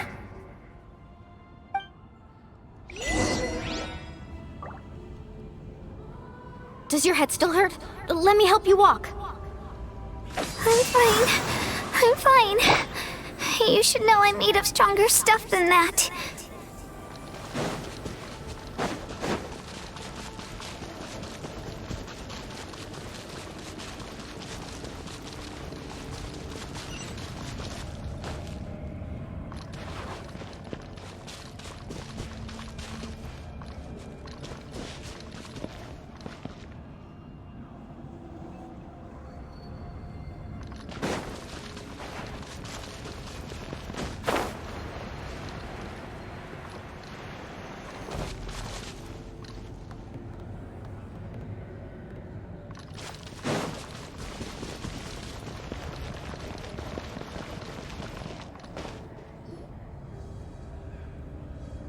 Wayab?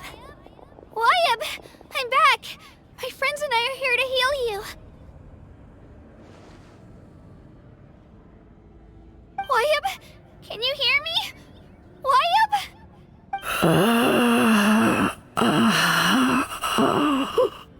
So we were right. The contamination is already too severe. It's preventing the Wayab from answering our calls. All right, get ready, everyone. Time to purge the abyssal energy from this place. Careful. We've got company. Already? You really think that puny soul could slow me down? Courage in the face of futility is pure folly. He tried to get in my way, so I disposed of him.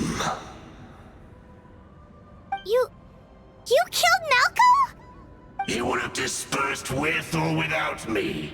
Rather than worrying about him, I would urge you to focus on yourself.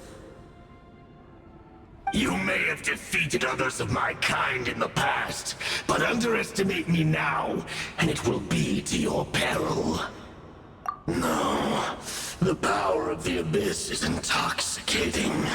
The destruction it seeks captivates like a masterful work of art. I strive only for the opportunity to see it up close. I thought this naive little girl was an exception, but it turns out humanity is full of lambs willing to offer themselves up to the slaughter.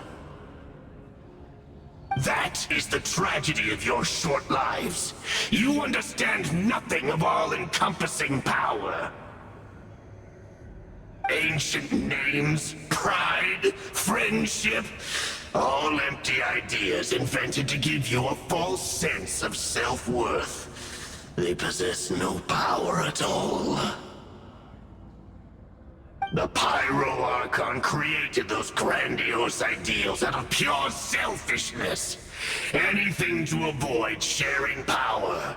Anything to avoid handing over the primordial gift to ordinary people like you. Don't believe me? Then ask yourself, why is the Pyro Archon strong beyond measure, while you, Kachina, remain so pathetically weak?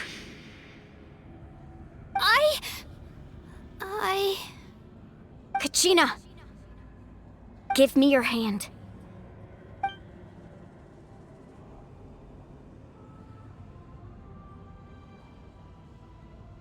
Feel that? I'm right here next to you. Thanks, Moalani. You're right. I have nothing to fear. Because I'm not alone anymore. You're right. Maybe comforting ideals don't have any power. But you also couldn't be more wrong. You've never had to work for your own strength, so you will never understand the true source of our power. What? The courage we have to stand before you and not back down? It comes from our friendship. The power lies not in the ideal itself, but in our commitment to upholding that ideal, and in our decision to stand together and fight! Well said! Let's go, Kachina. It shouldn't take more than 2 of us to handle an enemy like this. Sorry in advance, but you deserve what's coming to you! There aren't many in Natlan who can beat us when we're together. It's time he got a taste of that kind of power. From the ashes to this world again. Check this out! That's The redemption rage! Right here!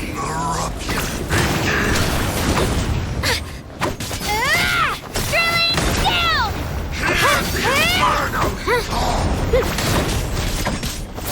Shabam! The flames of redemption! How brightly burns the truth!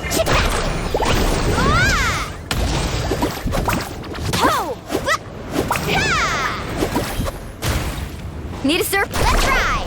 Right here! Here goes!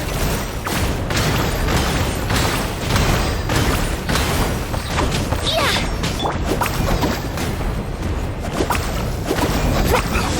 This world!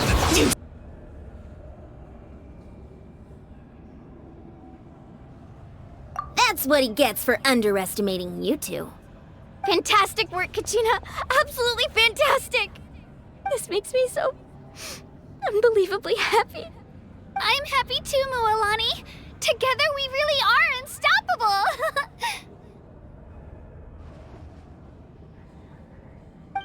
Huh?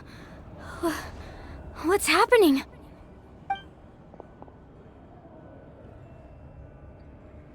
My ancient name is glowing? But I thought I didn't bring it with me. It's probably a projection from the real world, but that doesn't explain why it's glowing all of a sudden. Wait, does that mean you're...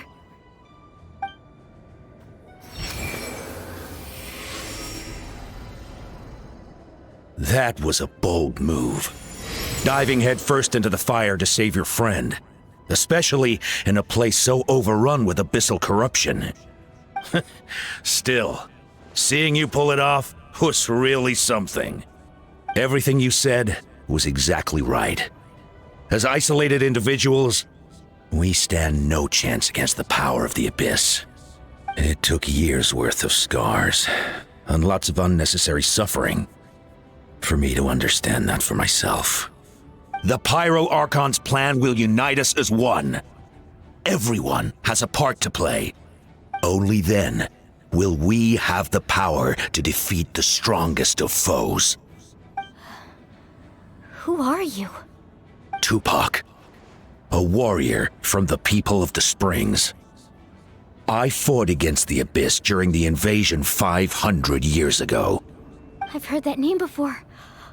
You were the giant who saved all of Natlan. Since you were able to awaken my words from your ancient name, that means you have fully embodied the aspirations of the Wayab. Under the name Umoja, you shall unite the tribes and save Natlan from its impending doom. Me? As long as blood still runs through your veins, even the tiniest spark of steel against stone can ignite a flame. Its blaze will become one with the gaze of all Natlan. Even amid everlasting darkness, our bonds remain eternal.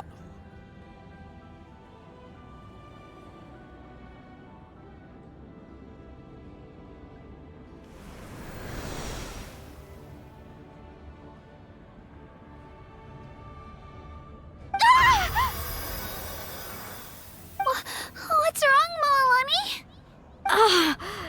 So many memories. My brain was just flooded with everything he once knew.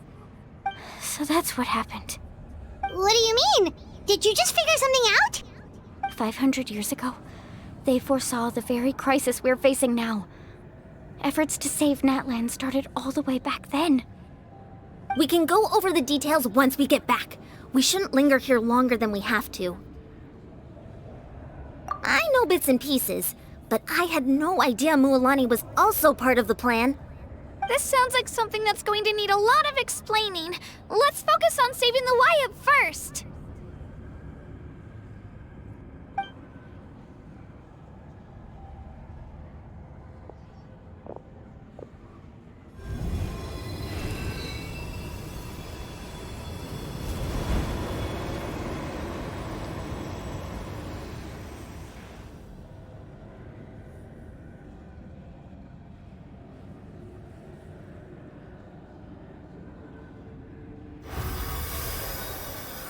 Okay, that should be enough.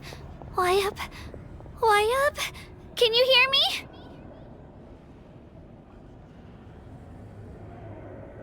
I hear your voice, Kachina. My dear child. Great. Well then, I'm afraid it's time to say goodbye. I just wanted to make sure you were okay before we leave, but we can't afford to stay here any longer. I was going to ask why you bestowed an ancient name upon someone like me, but it's okay. I'll keep searching within myself for the answer. I'll never stop trying to improve my strength. One day, I'll live up to the hero you saw in me. You are already an outstanding child in my eyes, Kachina. No matter what happens. Huh? You are all my most beloved children. It has always been my honor to protect and nurture you. Your ancient name is just that, a name. Much like your parents chose to name you Kachina, I also gave you a name, but it need not define you. Focus on who you want to be. You are already worthy of your name. Now, you need only devote yourself to becoming a better you. The story of your ancient name is for you to continue. Just like your parents, my love for you will never change. no matter what the future holds.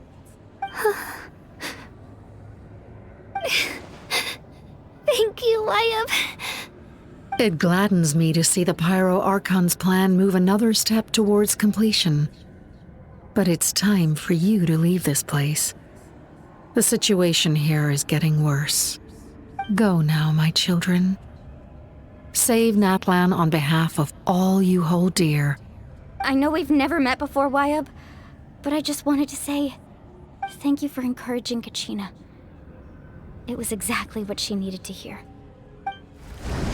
Whoa! What's going on? An earthquake? We're out of time. It's the power of the Abyss. Quick, we need to run!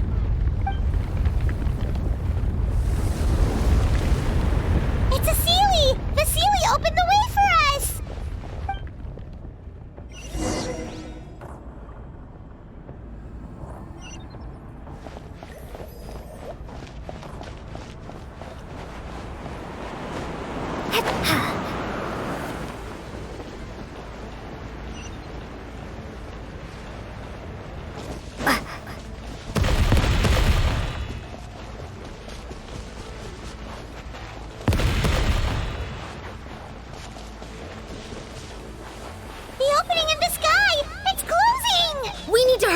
Or we'll be stuck here!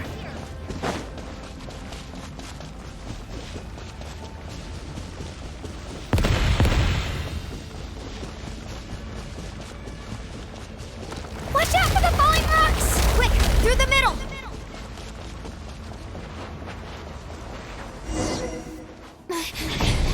Come on, faster!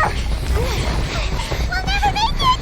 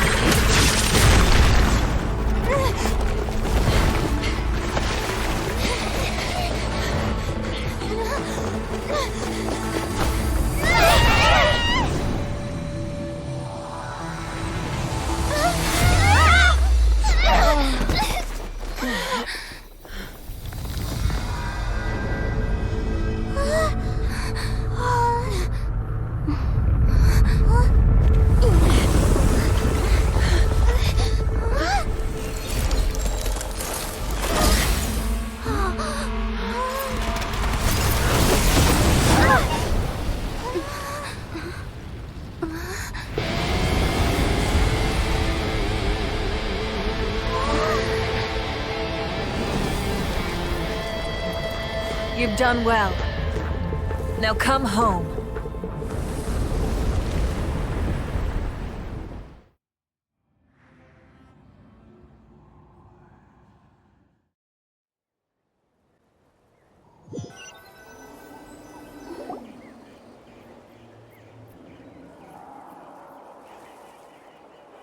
We're back! The Pyro Archon saved us. But she's not here. Yeah, didn't she say she used it all up? She's still in the speaker's chamber. What we saw in the Night Kingdom was just her consciousness. So you're saying her consciousness did all that? Every great display of power comes at a price.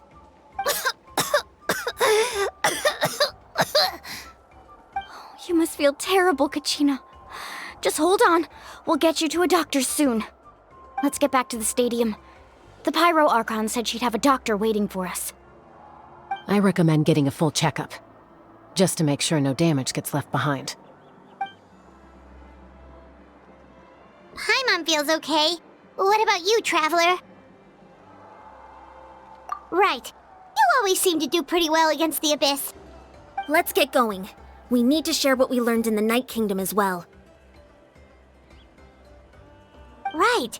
The Wyatt mentioned something about the Pyro Archon's plan. What is it exactly? I'll let her explain everything.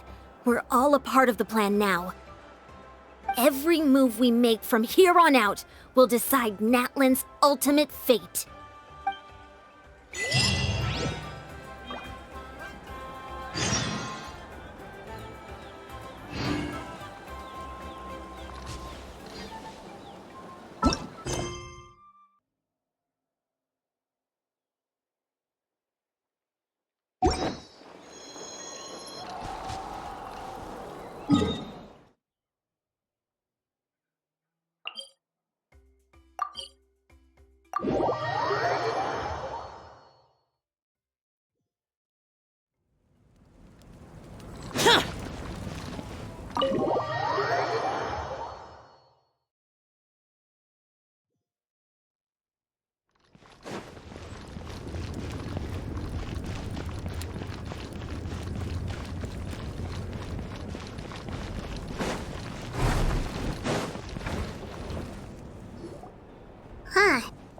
a lot less stuff here than before. It's good to see you all here in one piece. I know you must have a lot of questions, but let Koichi check you over first. It's best not to let any lingering effects of the Abyss go untreated. Thank goodness you made it back. I came here as soon as the Pyro Archon told me about your plan. Take a seat, everybody. I'll examine you one by one.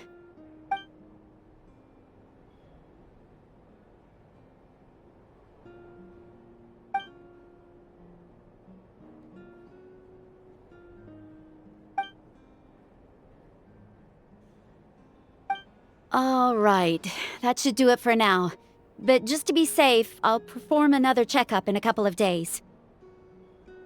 I have to say, though, I've never seen anyone react to the Abyss like you, Traveler. It's like you're completely immune to its power.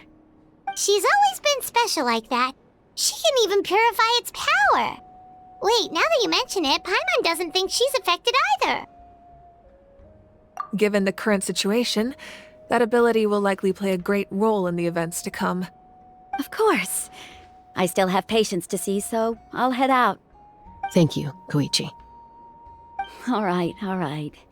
We might not see eye to eye, but we both had good intentions. Just give it time. I'm sure we'll figure things out between us one day. Yeah.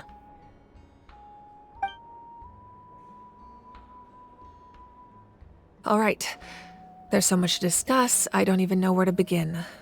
You've seen it for yourselves now. The devastation in the Night Kingdom. I'll get straight to the point. Natlan is on the verge of destruction. It's very possible our nation has less than a year before total devastation. Huh? No. That's right. But I've only ever disclosed that fact to the handful of people working with me to save this nation. Our looming destruction is not a recent development, but the inevitable conclusion of the disaster the Abyss initiated 500 years ago. Mualani told us a little bit about that. 500 years ago, all the nations of Teyvat were invaded by the Abyss. Unlike the other nations, Natlan never had stable and deep-rooted ley lines, so we suffered the worst of the invasion. The battle against the Abyss was exceedingly long and brutal. In the end, victory came at the cost of our civilization and countless lives.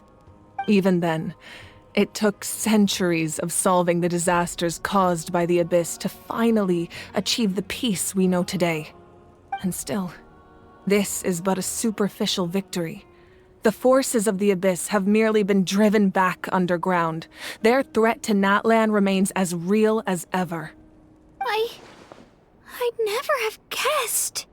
The problems plaguing the Night Kingdom are all the more complicated because that realm is essentially functioning as Natlan's ley lines. Immediately after the war, our calculations estimated that we would have a maximum of 500 years before the Night Kingdom was completely lost to the Abyss. But at that time, we were a nation of the destitute. Our people no longer believed in victory, nor did they hold hope for the future. Our civilization was dying, our faith crumbling, and the line of power passed down from the Wayab nearly severed. If we didn't bring the nation back together, it would be foolish to even dream of defeating the Abyss in the future. So, the Archon had a long and involved discussion with the heroes of each tribe, and finally came up with a 500-year-long plan to save Natlan. So that's what happened. After finding Kachina, I encountered a strange figure who gave me a series of new memories. Since the plan was mentioned in those memories, I guess I've been chosen to play an important role in it. But there's still something I don't understand. Those memories showed me the Pyro Archon from back then. And it was you. Huh? But that doesn't make any sense. The Pyro Archon is supposed to be human. It's impossible for a human to live that long. That's right. The hardest thing for humans to overcome has always been time. Or rather, the natural limitations of our lifespan. A god can extend a human's life by using a certain amount of divine power, or subjecting them to a curse. But, as we all know, Natlan doesn't have gods like that. We can only rely on our own methods. A human life is like a flame destined to be extinguished. 500 years ago, I placed my life within the sacred flame. Only by dying before my time could I have the chance to wake up again. So, in other words, this is your second life? Yes. We only managed to defeat the Abyss all those years ago because the tribes came together as one. If the Natlan of the future was to have a fighting chance, the Pyro Archons that came after the war had to rebuild the decimated tribes. The goal was to reunite the people and restore the strength of each tribe's Wayab. Once a tribe was back to its full strength, the tribe's Wayab would select a hero, indicating the tribe was once again ready for war. The Chosen would then stand by my side in defense of our nation, just like great heroes of old 500 years ago. So that means I'm one of the Chosen? That's right. You bear the ancient name Umoja, the same one held by the hero from your tribe 500 years ago. It means unity. After your adventure in the Night Kingdom, I trust you've come to fully understand the meaning of that name. So in other words, you always knew who the Wayab were going to pick from each tribe? Yes. According to the plan, each tribe was supposed to have been fully restored by the time I awoke. But something went wrong along the way. The 6 heroes successfully inherited the ancient names from 500 years ago, but the intel regarding the plan wasn't passed on to them. Once again, it comes down to the deterioration of the Night Kingdom. Communication between the Sacred Flame and the Wayab has been blocked. Just like how the Ode of Resurrection failed to bring Kachina back. Exactly. It's just another tactic the Abyss is using against us. The Abyss may not possess intelligence, but its methods certainly aren't easy to counter. If we want to unblock that information from being passed on, my presence alone isn't enough. The ancient name-bearer must establish a greater connection to their name. So, I've tried my best to help them from the sidelines. Currently, Shilonen of the Children of Echoes, Kinich of the Scions of the Canopy, and Iansan of the Collective of Plenty have all been acknowledged by their names. During your adventure, you too earned the acknowledgement of your Wayab, Mualani. In the process, you gained the memories stored within your name. But we have less than a year! Yes, but we have no choice. We cannot start the plan until all the heroes have been gathered. That's also why I haven't been able to take action despite the urgency of the situation.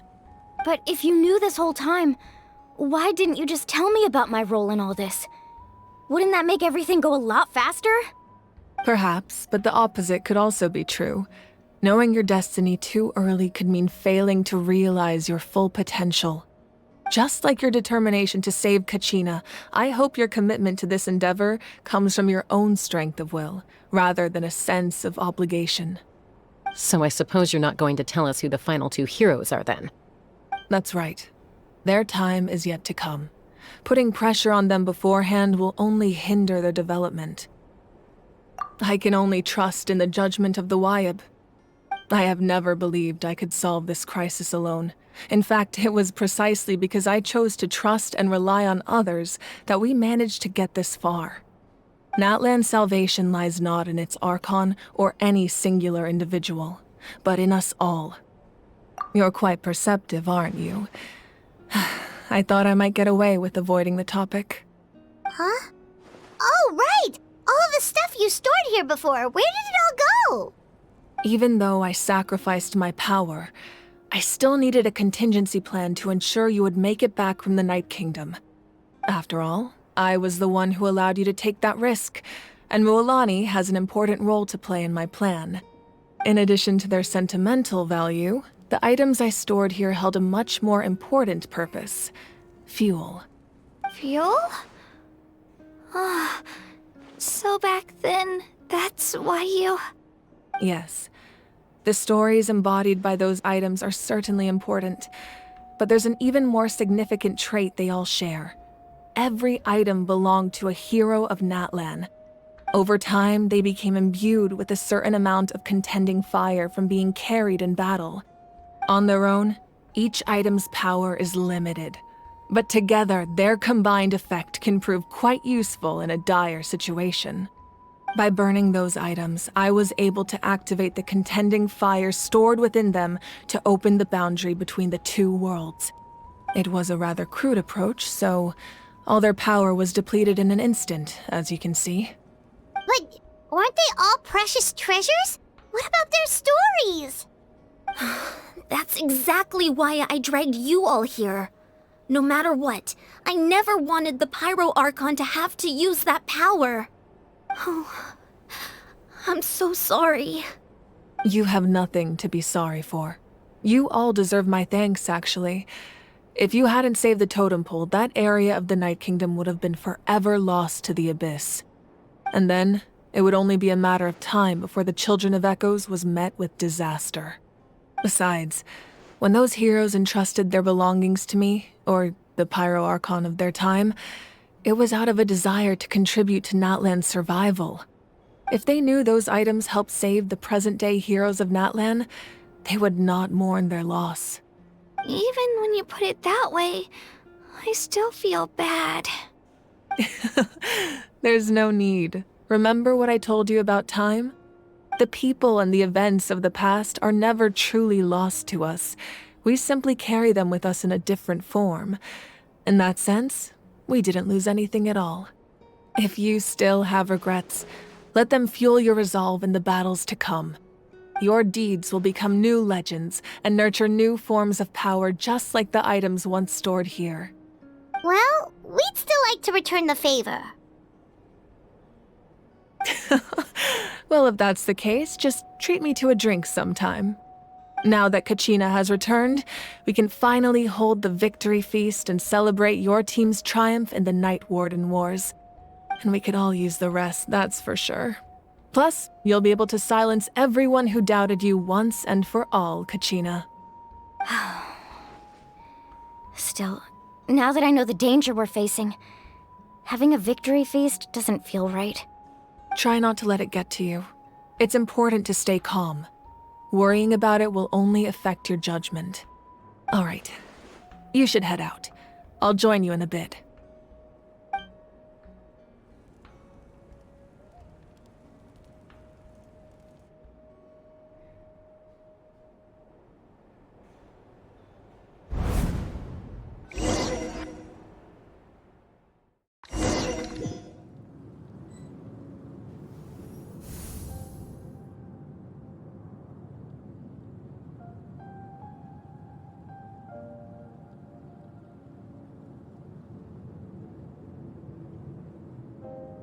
When I was young, I used to sit by the hot springs and listen to the stories of warriors from all over Natlan.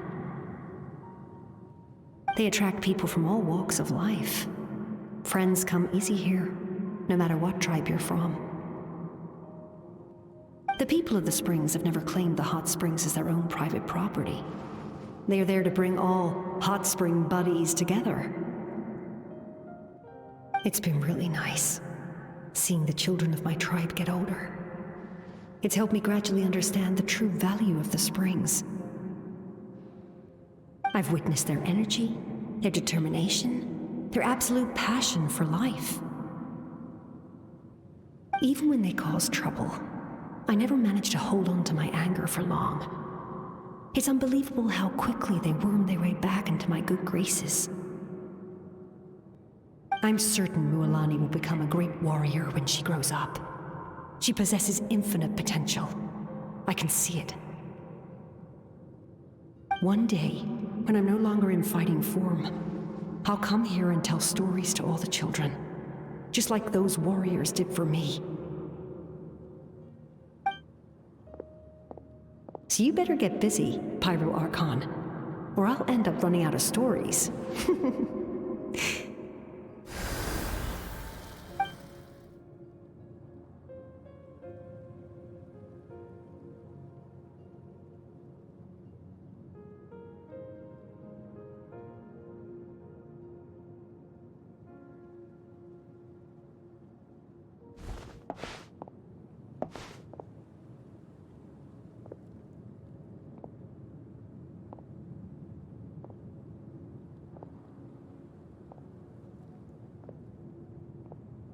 Our nation is engulfed in darkness. Our tribes stand divided, and yet you promise victory in the distant future.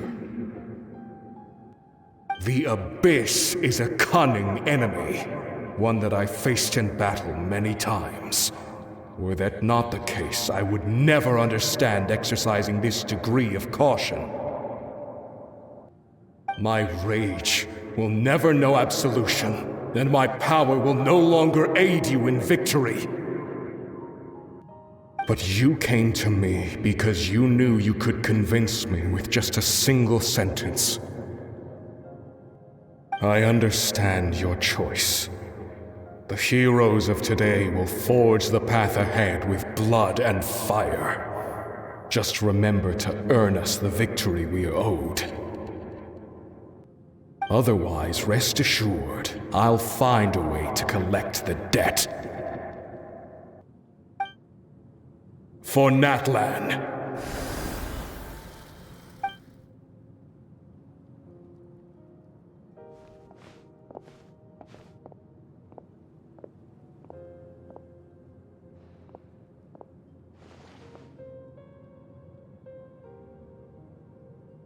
So, you're gonna head 500 years in the future to serve as the Pyro Archon again?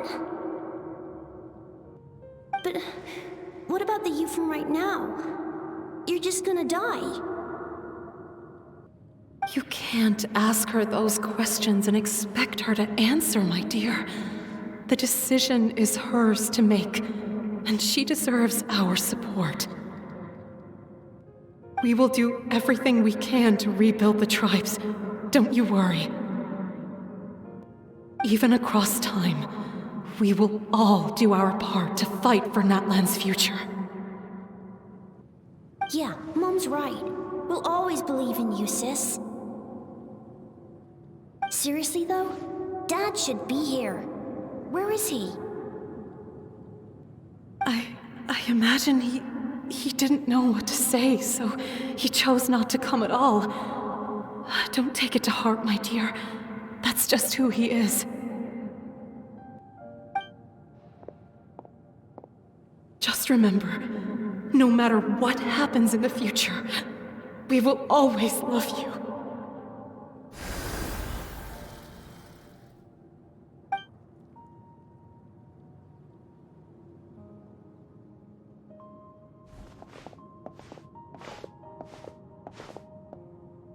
I'll come find you one day. I know I can't live that long, but I'll think of something. There has to be a way for us to meet again one day. If there's an answer out there somewhere, I'm gonna find it. So, don't forget about me.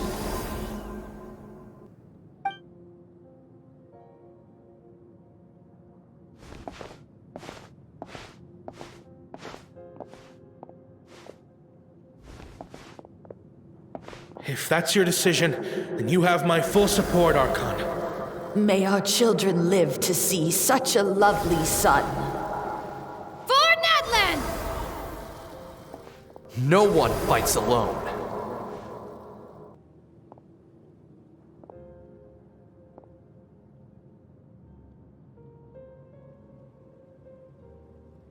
The rules are my legacy. They shall grant us the strength to overcome the next tragedy.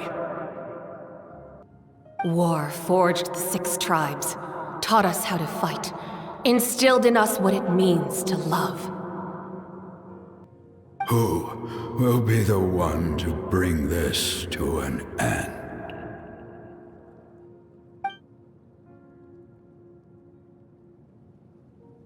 We are the inheritors of memory and legend. Those who grew alongside sun and wind. Those who forged our own destiny and future. That is Natlan's fire. The lifeblood of our nation.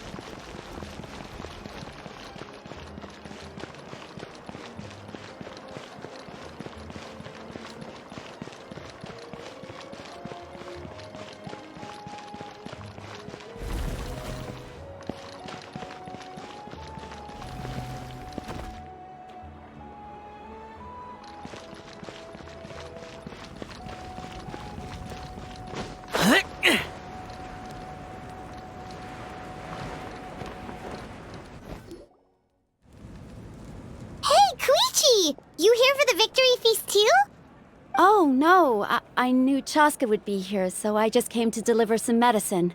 I was about to leave, actually. No, it's not that I don't want to celebrate Kachina and the others. I'm so glad she made it back. It's just... well, I'll make things awkward if I'm around my sister right now. Ah, well, you two had a fight, so Paimon can understand. She didn't cause any trouble during your trip, right? Yeah, she was super helpful. She gave us a lot of useful information about the Abyss. That's good. That's all I needed to know. Is there a reason you asked? You were pretty outspoken when we first met, but now it's like you're holding something back. Maybe it seemed unreasonable, picking that fight with her before you left, but I did it for a reason. Her impulse to fight is extremely strong. Her mental strength helps her rein it in, but she still loses control sometimes. I had no idea what you might face in the Night Kingdom, so I didn't want to take any chances. So what you're saying is... Okay, so maybe it sounds a little stupid, but it works pretty well. It helps her keep her cool for a little while, at least. Anyway, I'm just glad you were able to make it back safe and sound. That's all I wanted. But do you really have to go that far? Can't you just talk it out? No way. Chaska never opens up about her own pain, especially to her family. She can't learn about this, or it'll be even harder to help her. I appreciate the understanding, and don't worry. I'll find a way to help her ease this burden. Anyway, I need to get going. Enjoy the celebration. Oh, and if you ever need a doctor, you know who to find. Huh. Who would have thought there was a deeper reason behind their arguing? In the end, it's all the Abyss's fault. Paimon's had enough of them. Give up. Don't worry. I always win anyway.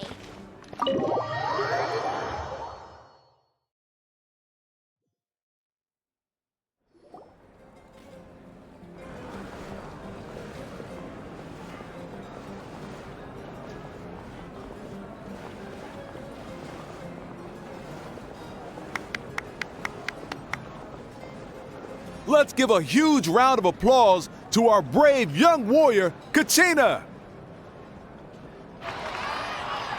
Woohoo! Well done, Kachina. Thank you, everyone. I'm so glad I finally made it. I always knew you could do it. With so much potential at your age, you have a great future ahead of you. You're one to talk.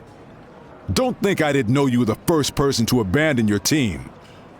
I'll be dealing with you when we get back. I had no choice. My friend invited me. I couldn't just say no. Oh, really? So you weren't just trying to get ahead in the first round? I wasn't, I swear. I just happened to find that bearer injured in the wild, so I stopped to bandage his wounds.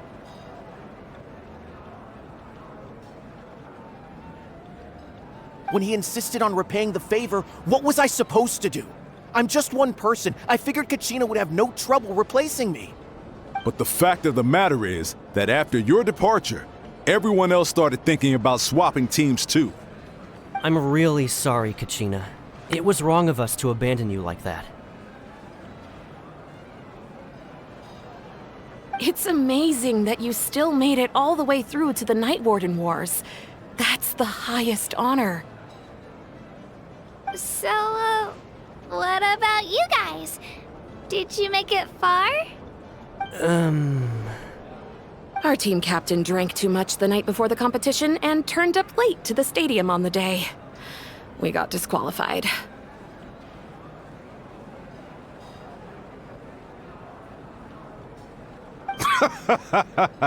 Serves you all right. No sympathy from me.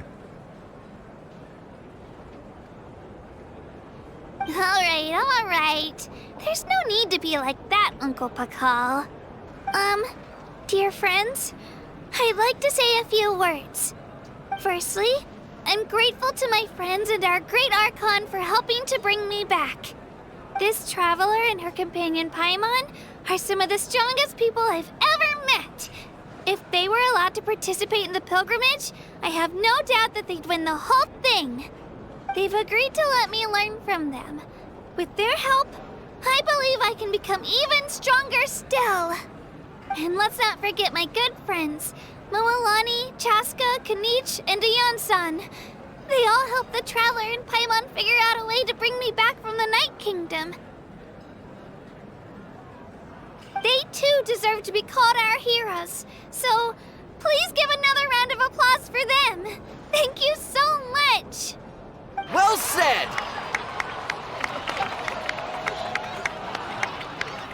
I'll drink to that. How does it feel being a hero, Kachina? To be honest, it's a bit overwhelming. It all just feels so surreal. Well, you better get used to it. Next up, undefeated champion! Hey, please don't make fun of me.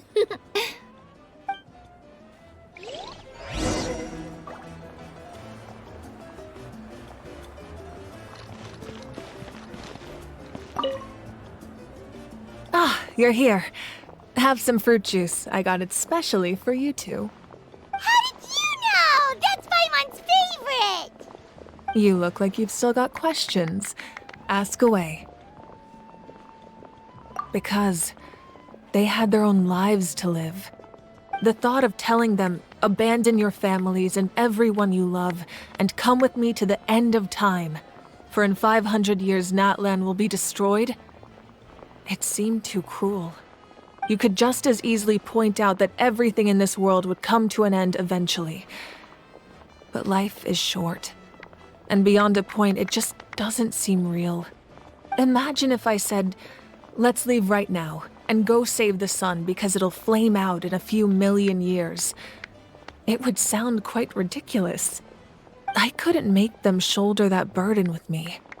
Besides, every generation will have its heroes, this one included. The plan could still work without them.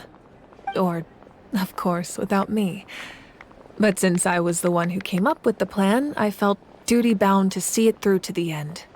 Paimon's suddenly remembering that portrait in your room. Was that your family from back then? Yes, it was. So when you asked me who my sister grew up to be, the truth is that very little information survives. From what I've been able to piece together, I can conclude with a reasonable degree of confidence that she ended up as an architect and artist. She played an instrumental role in rebuilding the scions of the Canopy tribe, designing and building many houses. But of course, none of her buildings are around anymore. Still, it was an impressive achievement, and I'm very proud of her. You feel loss keenly. It seems to stir up feelings of regret in you. But this is something I have long since come to terms with. This is a war, and there can be no war without loss. I am already far more fortunate than those who lost their lives to the Abyss. The people of Natlan look to me as their Archon, and the weight of their expectations is mine to bear. I must see our fate through to the very end, no matter what I may find there. Yeah, doesn't that mean the way everything ends has already been written, including your plan? I suppose, but so what? Don't forget, time takes many forms. The past, present, and future coexist, and all are equally important. Even if the future ends in destruction, there's still no reason to give up on the here and now. And it's precisely because we humans cannot know our fate that we will never give up on our struggle. This is a pivotal moment. We are still 2 heroes short. Well, 3 to be precise. There's one further hero who I'm hoping to get on my side, whatever it takes. Your resistance to the corrupting power of the Abyss is truly remarkable. It would easily make you an all-important figure in the upcoming battle.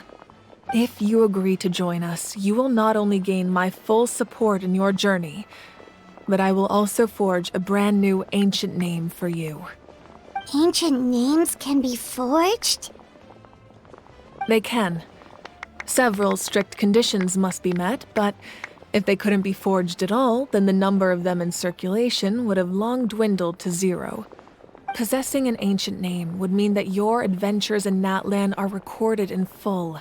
Your stories would be remembered by our people for all the years to come. The Ode of Resurrection may have temporarily lost its power, but still, take this as my personal guarantee that I shall never let you fall.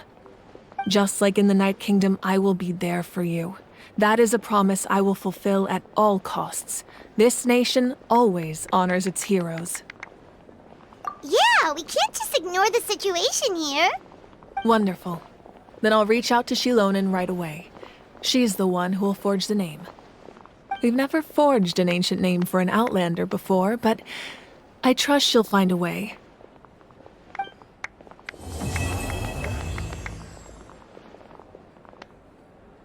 My lord, we've received word that the Pyro Archon has lost much of her power.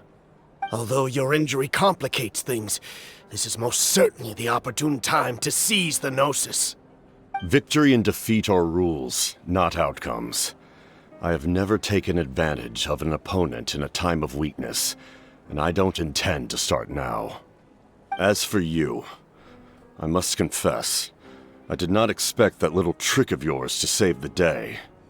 No matter how dense the fog, as long as the sun remains, we cannot turn day into night. She could have dispelled it. She simply chose not to. You don't have much time, and you're injured on top of that. What do you plan to do next?